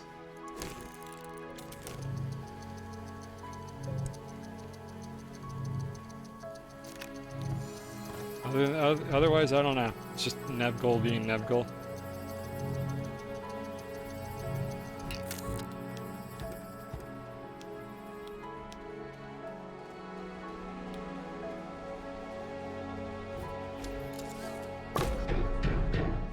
Okay. Well, at least I know how to build one of these. Let's see. We'll see if chat maybe can spot any problems with this. Maybe there's a way to simplify it. I need... Okay, where are the platforms? Did I put those on the other silo? They're on the other silo. They're on this one. I should make a better storage so that I can hold like both of these. Go teasing. Okay. Don't get yourself banned now. That would be unfortunate. Okay. So we have this here. And I need a battery. I need 2 power sensors to make the gate. And the premise of making an AND gate is fairly simple, but more complicated than I would like it to be. You basically need to do this. So I have these 2 power sensors right here. Each of them has a toggle switch on it. They both need to be active at the same time to send a signal to a power sensor, which for some fucking reason you cannot place on a storage. You have to put it on the floor.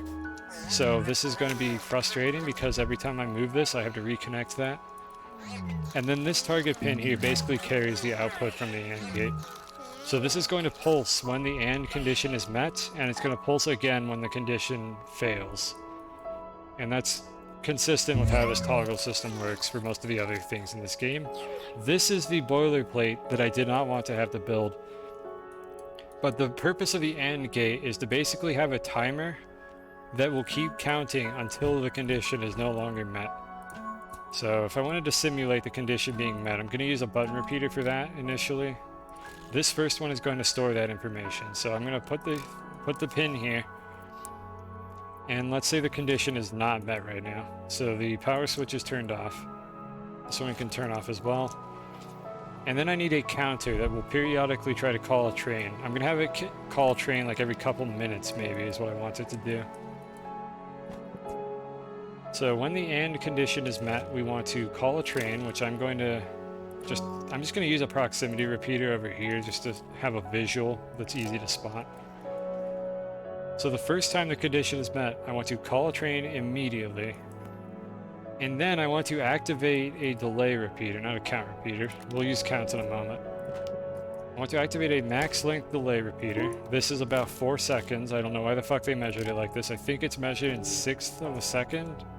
So I think that's 25/6 of a second, which is a little over 4 seconds, because I believe this game runs at 60 FPS, but I don't know for sure. You're going to bed? Alright, see ya. Hope Nebgold didn't hurt you too bad. So anyways, then what we want to do is... Well, what do we want to do? Let's think about this. Do I want to double pulse this so that it sends another signal? No, I don't want to double pulse it. I want it to toggle. Okay, let's go ahead and try this. And the whole system here has a battery that is never going to actually use any power. It's just going to exist to send a signal. That's the only purpose of the battery. I actually don't want this on my power grid because if I run out of power on my grid, it will break everything. This has to be isolated. I cannot ever attach this to my power grid. I guess this should be activated by default, so let's start with that. It sent a signal, it turned off, it turned back on. Okay, so this is sending a periodic signal now. And then when the condition is not met, let's see what happens.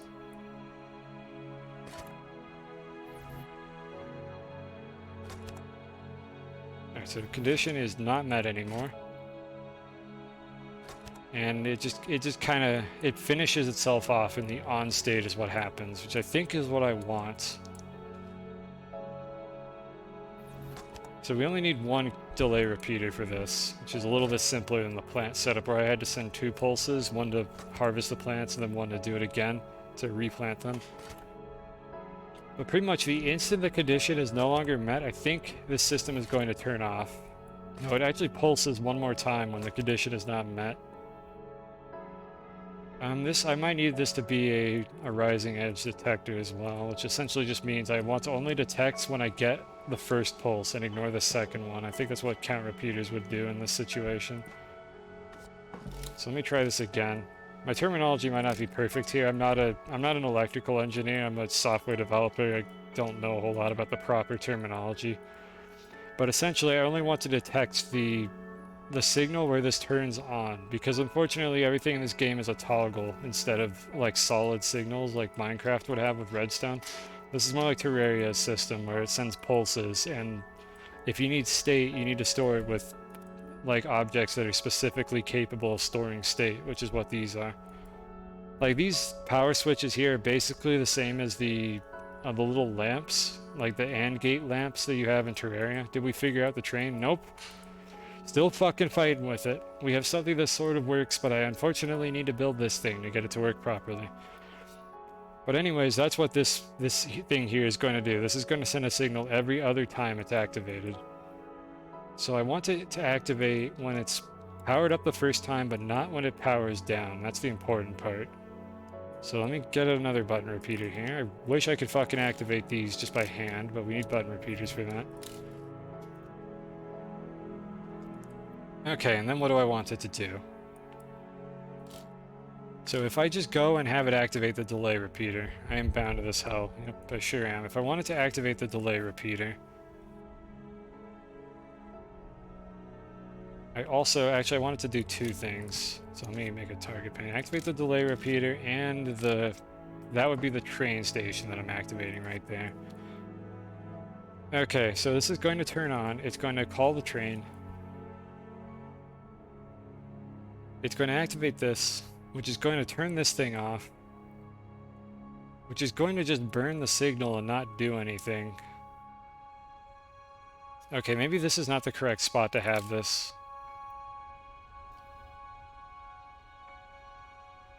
Something's not right here. Let me think about this for a second here. I want this to always trigger this thing, because this is going to have to pulse twice.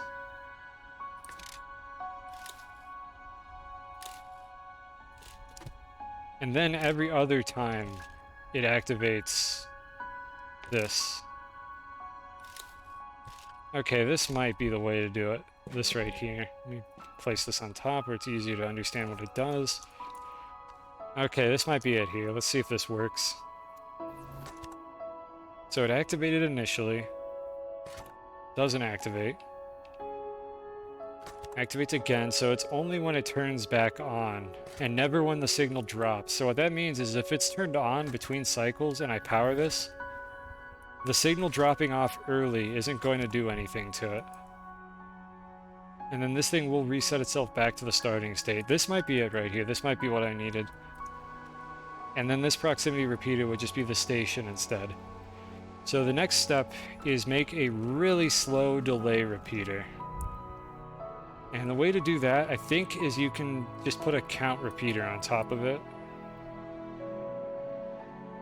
And I need it to continuously...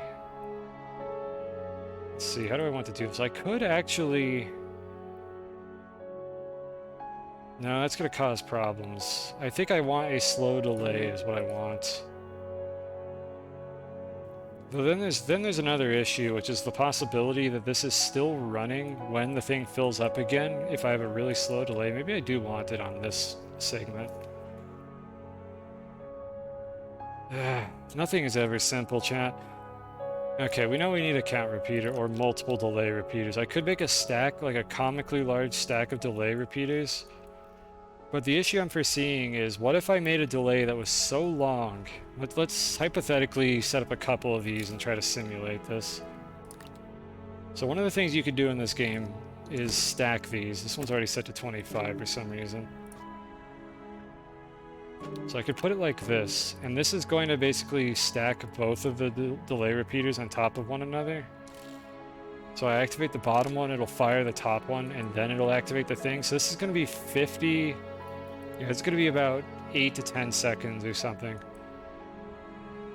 So if I activate the system, and then during those 10 seconds, the condition is not met, and then it's met again, this is still going to be running.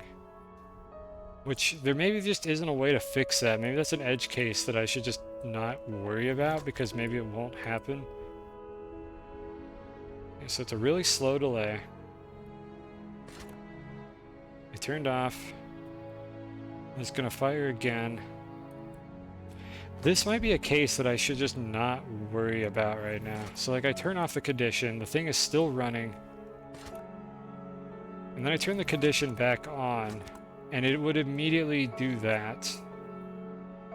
And I guess that means it would just not fire instantly. That's actually not a problem. It's not going to double pulse.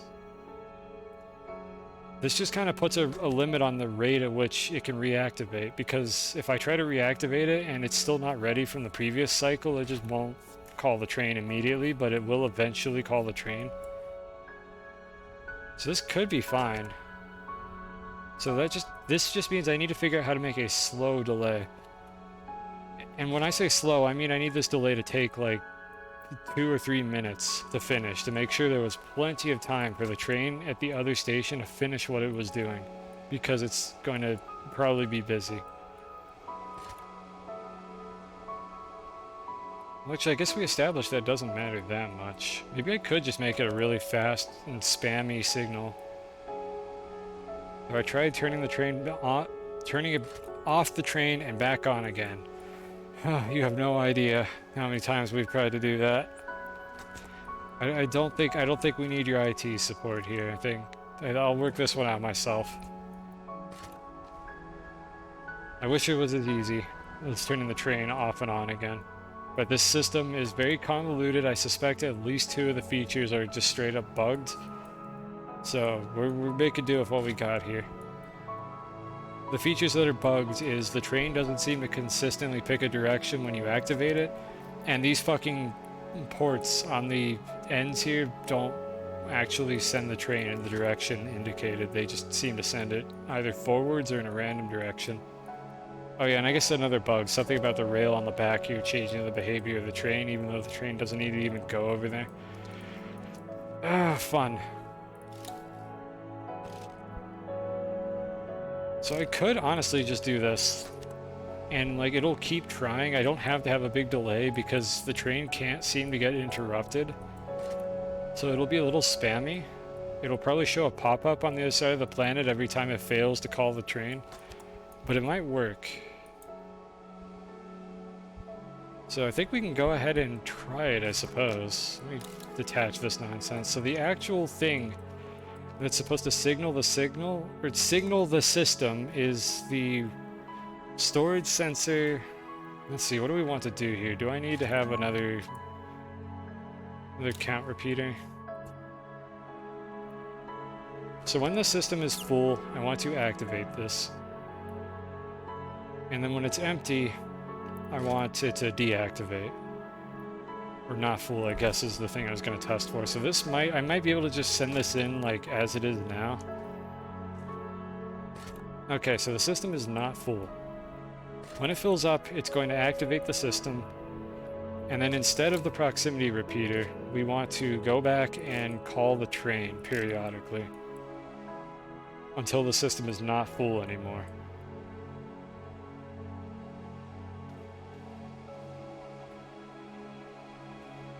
And that would happen if the train was just off somewhere else, or if I was like unable to call the train at all. And as long as they can't interrupt each other's calls, which I don't think they can, and as long as the train loads on one frame, which I think it will, this should theoretically work. And then we'll just have it trigger like every 10 seconds or so. I can change that if that becomes a problem later. And again, it is very important that this is not on the power grid, because if I lose power in the base, it'll break the whole system. Let me put away some of the extras that are distracting me. I'll keep one button repeater in case I need to activate something with it. We've got one partially activated count repeater. That's going to bother me later. I think that's everything that I need to do here. Okay, so let's go ahead and fill it.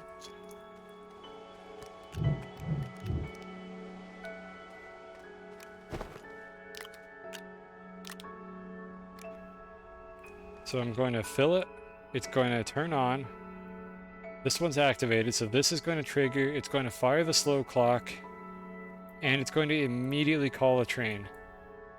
The slow clock is going to run. It's going to turn off this power switch, which is going to trigger this again, which will activate the count repeater once, so it won't activate the train.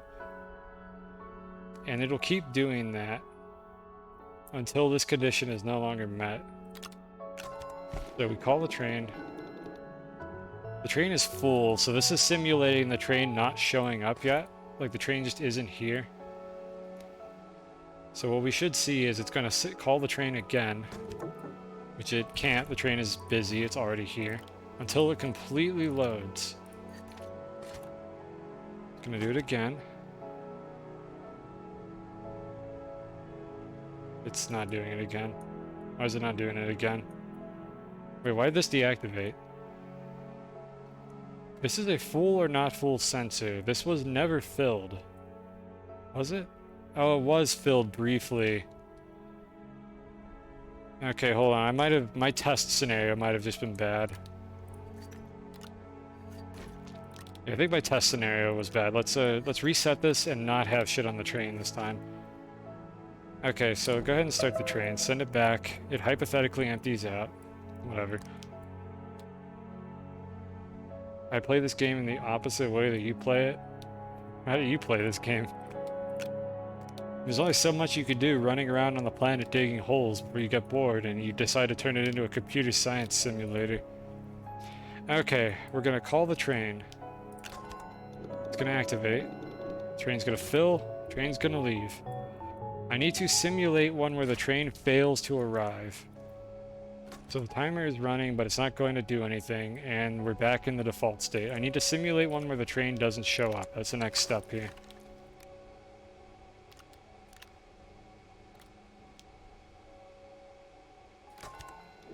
So I'm gonna get in the train, and I'm gonna prevent it from going to the station. Let's see what happens. Is it going to call the train anyways? So it's still running. Recall canceled. That might be because I got in the train, but let's see if that calls it again on the next cycle.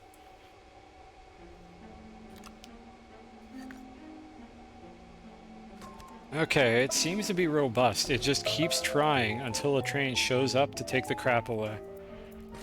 And then it stops. It should not call the train anymore. I think we might have something that works. You trot around, appreciate the scenery, and I'm designated as the resource collector by the person that's doing shit. Yep, I would be the person that was doing shit, and I would tell you to go find resources, and then I would yell at you for making the save file bigger. We gotta use auto extractors now. We have technology. I wish that wasn't such a problem with this game. My god, there's just fucking laterite everywhere. Alright, so, here's my thought. I am going to build a second one of these. I'm going to bring it over the tungsten, and we're just going to let it run for a little while and kind of see what happens. Or maybe I could set up an auto extractor over here, not the tungsten for now. Because we do have another auto extractor. I just need to make another rail station real quick. Let me do that now. Let me guess, I don't have any titanium. I have one titanium. And then a second one on the end here. Just enough to make another one of these. Need quartz. Copper, I think. Need to make one more rail station.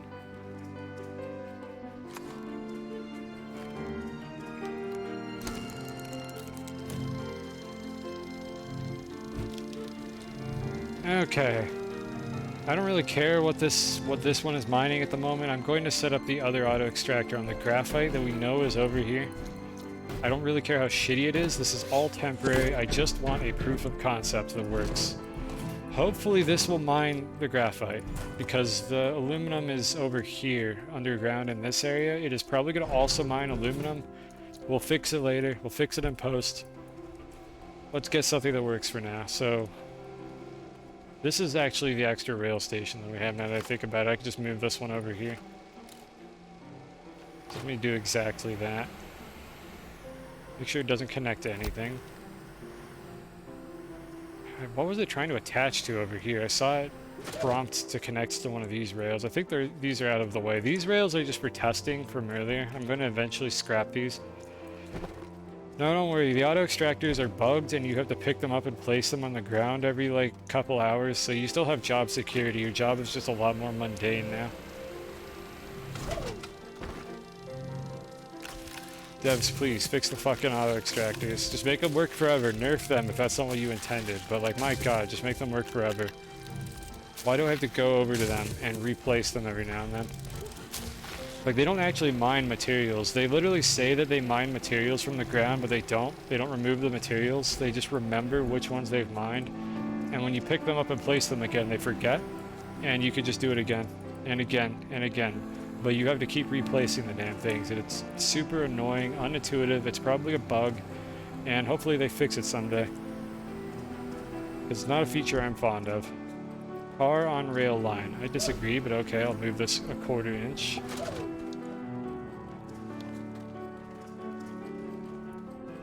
It's infinite. Yeah, they're infinite. They've always been infinite ever since this feature got added. They were originally announced as being a better way to gather materials, but they're just fucking infinite for some reason. They've always been infinite. And like, the devs have never acknowledged this to my knowledge. It just works the way it does. It's janky and I don't particularly like it. I would rather it was infinite. I didn't have to replant it periodically, and I wish they would just fix them to like maybe extract more efficiently depending on the size of the deposit. I think would be a fair way to design it. So like, if you have a really dense deposit, you gather more quickly. I think that would be fair. But no, instead we have whatever the fuck the game does now. But yeah, they are infinite. I don't even think they conflict with each other. I'm not sure. You might be able to place 2 of them in the same spot, and they just each have their own tracked like storage. I don't know for sure if that's how that works. This game is weird. It doesn't work consistently. I would have to do some testing to find out. But yeah, they are infinite. You just have to replant them again. I think sometimes reloading your save fixes it. Maybe it doesn't always. I don't really know. It would eventually slurp up all the deposit. Well, it doesn't do that. It could. I'm glad it doesn't, because that means you would eventually run out. You would have to keep finding new deposits, and these planets are finite, but more importantly, your save file size gets bigger every time you do it. We've been over this before. We're trying to avoid making the save file bigger, because every time I get in a vehicle, it just gets slower if I do that. Okay, let's try... Actually, let me not place this just yet. I'm gonna do this here first. Actually, this might just connect. I don't even think I need that. Can I get the auto arm to reach this? Yep, just fuck my shit up. Don't worry about how much time I spent carving this game. Just fuck my shit up. See if I care. What size am I on? I think it's 8 megabytes now. Yeah, it's 8 megabytes. Oh my god, why do they do this? Why is it so wide? Alright, so anyways, auto arms. Should have another one sitting around somewhere. There it is.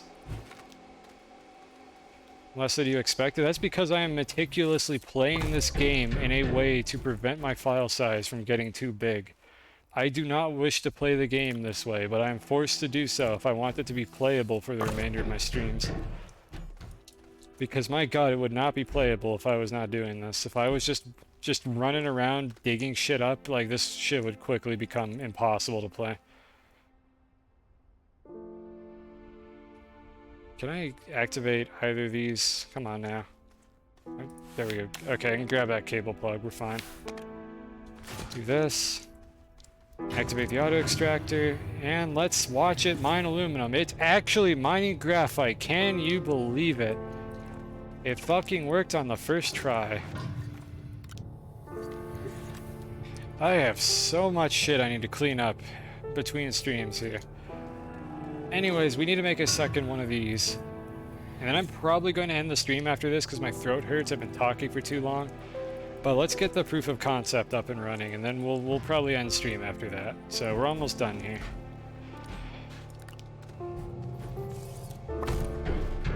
So we've got to place the storage and just build a second one of these. And I can and should stack these like that, right there. We set up the button repeater there. This thing, I don't have a good spot for it. I'm just gonna leave it where it is right now. It's fine. It's okay. I don't care. As long as it's connected. That's not what I meant to do. I need to connect this. Okay, hopefully I didn't fuck anything up by jostling the connections around like that. You'll be attempting to doze. Alright, good luck with that. Enjoy nap time. Where are the batteries? I think I literally ran out of small batteries because I have not been making these. Let me go check and see if I have any sitting around.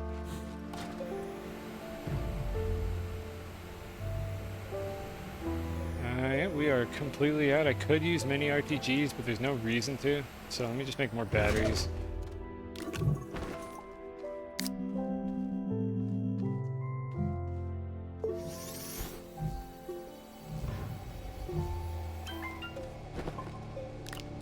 Okay, I'm gonna let this charge just off of my base infrastructure for a little while, and then I'll slap it on this. We need 2 more of these things.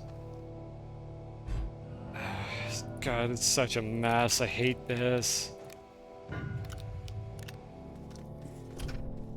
My beautiful base.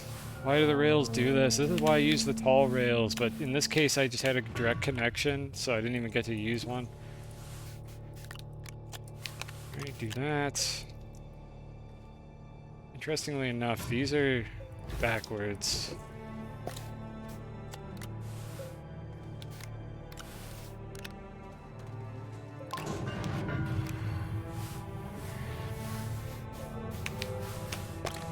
Okay, there we go. I'm just gonna put it over here. Doesn't really matter exactly where it goes, as long as it's roughly the same design so that I can repeat it easily. Power sensor, power sensor. I wonder if I could use battery sensors to do this. Maybe. Will it help? Probably not. Alright, so we need that. I've decided to use 2 delay repeaters. These are count repeaters. Never mind, I placed the count repeater in the wrong spot. Well, we need a count repeater as well. Go ahead and put that there. 2 maxed out delay repeaters. Yeah, we're running out of delay repeaters. Well, that's another thing I'll print off screen. You don't need to watch me manually print things with zinc. We've already seen that. Okay, so the premise here is the same exact thing that I did before. Set up a segment pin. Slap it on top where it's easy to see what it does. Finagle the mouse to actually let me interact with the damn thing. Okay, and the segment pin needs to target this. And then also my delay system. And then the storage sensor over here, set to full or not full, is responsible for turning on the system. And then this count repeater is responsible for calling trains. Do I have it on the correct cycle? We have a station, and we need the battery. That was not supposed to call the train. This wasn't supposed to be turned on initially. I'm just going to send the train back. Okay, so this is going to activate when this is filled. I don't think I forgot any connections except this one. There we go. Okay, I don't think I forgot any connections here. No, I did forget a connection. The loop doesn't work. There we go. Okay, now I think I got it. That looks exactly the same. And I'm just gonna not move these around. I don't think I'm gonna use either of these deposits in the long term because they're both so shitty. There's a ton of aluminum under them. But for now, I just want to get this to work. So let's see if we can get it to work. And then we would send the train over here where I need another auto arm, and I'm just going to set up a shitload of canisters just to unload the crap that these keep mining for the purposes of my testing. And then eventually I will clean up all this nonsense off stream because that's going to be super boring and tedious and I don't want to do that. So let's just wrap things up here. Let's get another auto arm. I don't remember which of these had auto arms. Maybe neither of them did. Maybe both of them did. I don't know. Okay, got an auto arm. I'll throw some empty canisters over here just to hold the materials. That's the only purpose of these. Luckily, I'm running out of everything, so I have plenty of room to hold materials. Convenient. I should be done. Grab another one of these bad boys.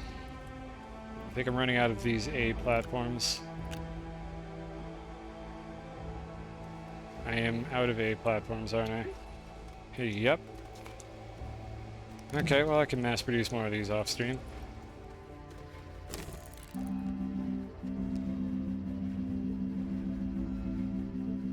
Devs, this crafting system is terrible, please fix. Nobody enjoys this crafting system. Nobody has looked at this and thought, oh wow, that's really cute. Now everybody thinks, why does it take me 4 hours to find the medium platforms? Or insert item here.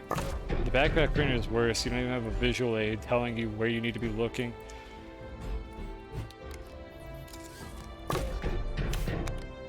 Okay, I need to make sure this can't reach the train. I just like to reduce like unexpected variables here. Okay, I should not be able to grab anything off the train.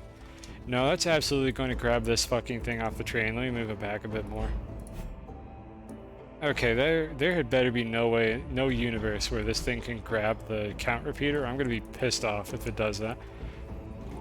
And let's just set up a few canisters. One for laterite, one for wolframite, and one for resin, I guess. Just see how that goes. Well, should we have a resin canister already, don't we? Or maybe I emptied it. I ran out of resin earlier. Yeah, okay. We have too many materials, but we don't need the wolframite because we're not gathering that right now. And graphite will be the last one that we collect. Okay, the arm can reach all of these. Snail noises. What a fucking mess this is. Oh, there's crap everywhere. I hate this.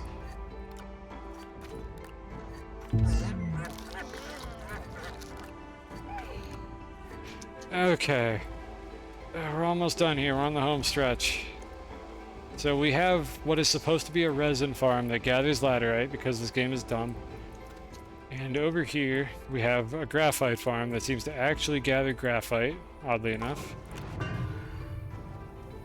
And we have 2 train systems. And what we want to do here is stop all cars and load stopped cars. I think that's the setting I used for the other one here. Stop all cars, load stopped cars, and then the train should send itself, and I think we might have a train here that can handle 2 different materials now. And the power sensor is set to gained or lost. It occurs to me, I think there is actually a way to optimize this. Let me get another power sensor. I'm not going to do this right now. I'll work on this one later. I think there is actually a setting on these. Okay, I could already make it a rising edge detector just by power gained instead of the toggle. I might be able to remove one thing from this structure here, but I'm not going to do that right now. I want to wrap things up. But I realize now there is a more efficient way to do that. Okay, so while that's all running, let me think about what else I could be doing here. I think we're about done. I think we're not going to leave the planet today. So this is not running because the auto arm's not on. Neither of them have auto arms. There we go. Okay, anyways, let me make a note to check on that. See if I can optimize that wiring.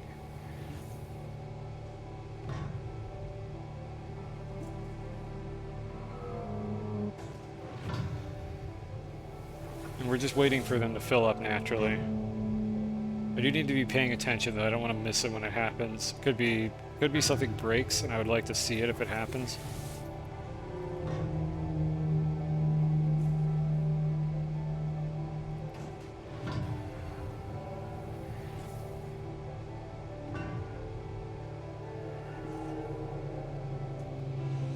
At some point I might go on the internet and look up other people's solutions to these problems, but I do kind of want to discover them for myself. Like, somebody else has probably figured out how to solve this already.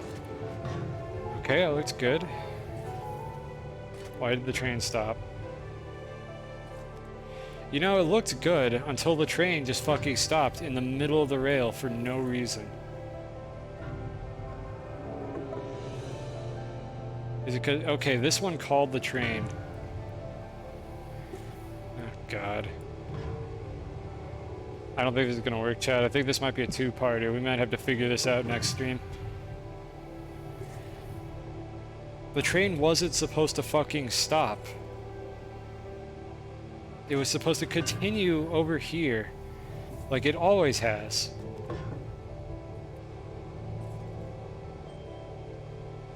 I hate this game. Okay, so here's what happened.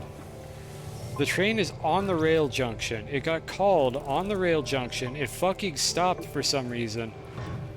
And now it is incapable of going back over here because the rail junction cannot redirect while the train is on it.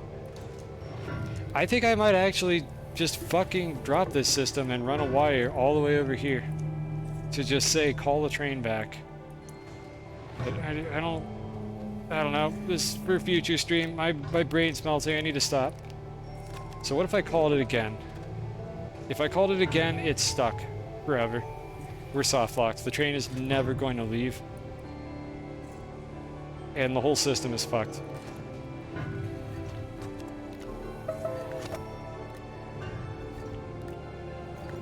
Because the train is already full. Yeah, I don't know if this is going to work. Now let's pretend we live in a universe where the timing didn't work as terribly as that. Stop going over there. Okay, train goes over here, train unloads. Okay, it's sit here, it's waiting for a signal, it just got called. It goes over here, it loads, it leaves. It can't unload. We run the risk of the train getting summoned while it is unable to unload if the timing is bad. In an ideal universe, I would have more than enough storage here to make sure that doesn't happen, however, so let me kind of plan for that. Here's the medium storage that I had earlier. I know I had another medium storage sitting around. There it is. So it would be this situation here.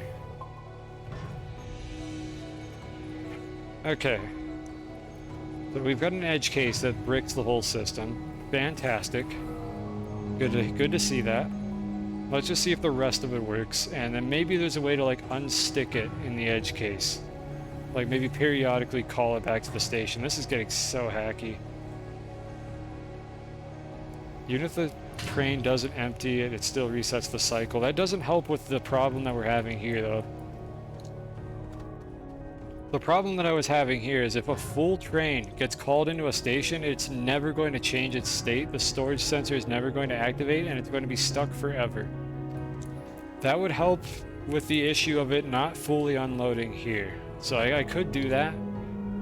Full or not full. So it's waiting for it to fill. So that would solve the issue here of the train, like... Well, actually, would that? No, that wouldn't do anything. No, I don't actually see what that would help. Oh, God. No, don't leave. Okay, I think I sniped it. I set it to full or empty again. I don't think that would actually help now that I think about it. Because the problem is the train is going to get stuck if it's full and it winds up in a station because only the train can tell itself to leave once. There's only one system that is capable of sending the train here, and that is the train itself.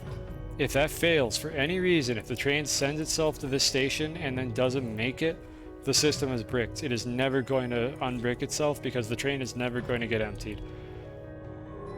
That's like where the logic problem lies, and that's where I'm not sure if this is a safe way to do this. I would much rather send the train away, like automatically from the stations, or call the train to this station when the condition is met. How do I know when the condition is met? I have no fucking idea because this system is really limited. It looks like it works fine unless the edge case kicks in. I'm gonna try to simulate the edge case one more time.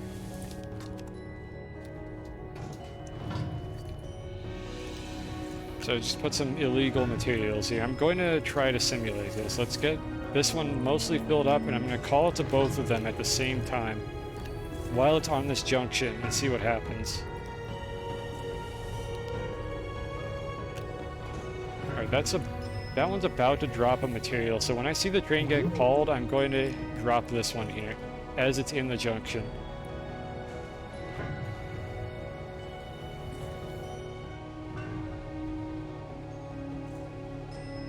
That one should win first. Okay, I hope it does.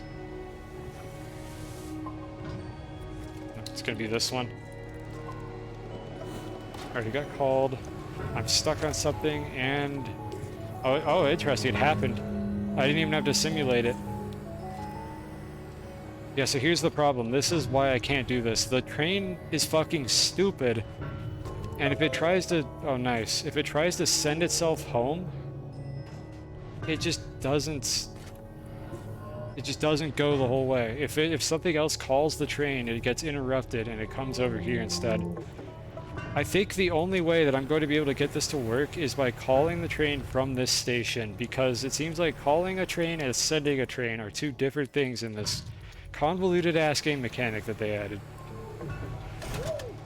Like, I'm pretty sure that this counts as sending the train, which means it's not being called anywhere in particular. It's just going to go in a straight line, and sending can be interrupted by calling.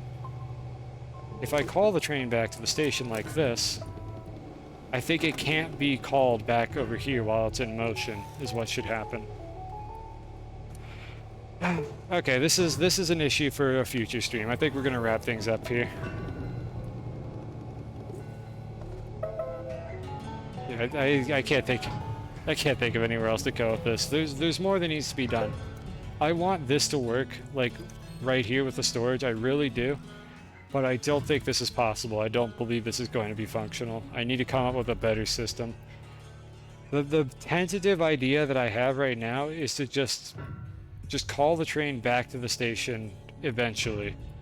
Like, detect when the train leaves the station and just call it back after like a minute or two if it doesn't get sent on its own. And hopefully it'll fail to call it if it's in the middle of being sent somewhere else. I guess I could wait for that to happen one more time, since I want to just test that so I have something to think about here. If I try to call it back while it has been summoned to another station, what happens? So we're going to wait just a second here. When this auto extractor thumps down, it's going to call the train. I'm going to call it back immediately and see what happens. And then we'll call it on the stream here. A lot of calling going on right now.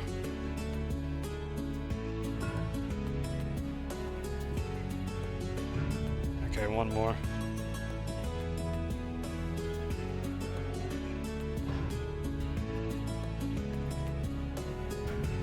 Okay, two more. I can't believe that's not filled up yet. It looks like it is. This one for real? There it goes. Should call the train. Recall failed. It can't call the train back. I think it's the problem is I can't mix calling and sending. And this storage sensor system is sending the train, and sending can be interrupted by calling, so my train is fucked if anything calls it while it's in motion. That's my understanding of how the system works. I might watch some videos to like understand this better, because this is really jank. I don't know any better way to describe it other than it's very jank, it's unintuitive, it's not obvious how things work. And I just spent the last like 4 hours trying to figure out how the fuck to get a train to consistently go from one point to another. So I don't know, they could have done a little bit better, I think, with like the design behind this. What could they have done? Probably make sending and calling like easier to control from the station. Like, I would like the ability to name the stations like in Factorio and basically have a signal that says send the train to a specific station, instead of this arbitrary ass system of stations just needing to call the train, or the train just needing to go in a straight line and hope it shows up where it's supposed to. Because complexity seems to be very, very limited here unless you're willing to add a bunch of wiring like this, and this is relatively simple. This is literally an AND gate with a timer. It could get way worse than this. So, I don't know, there's work to do. I don't know if the devs are ever going to make this better, so I'll have to make do with what we've got. I was looking forward to the automation on this system, and unfortunately the automation on the trains is tedious and, again, jank. But we'll try to make it work. I'm going to try to learn how it works correctly between streams so that we don't have to go through more of this nonsense. And maybe next stream I'll actually know what I'm doing and we'll set up some sick automation systems.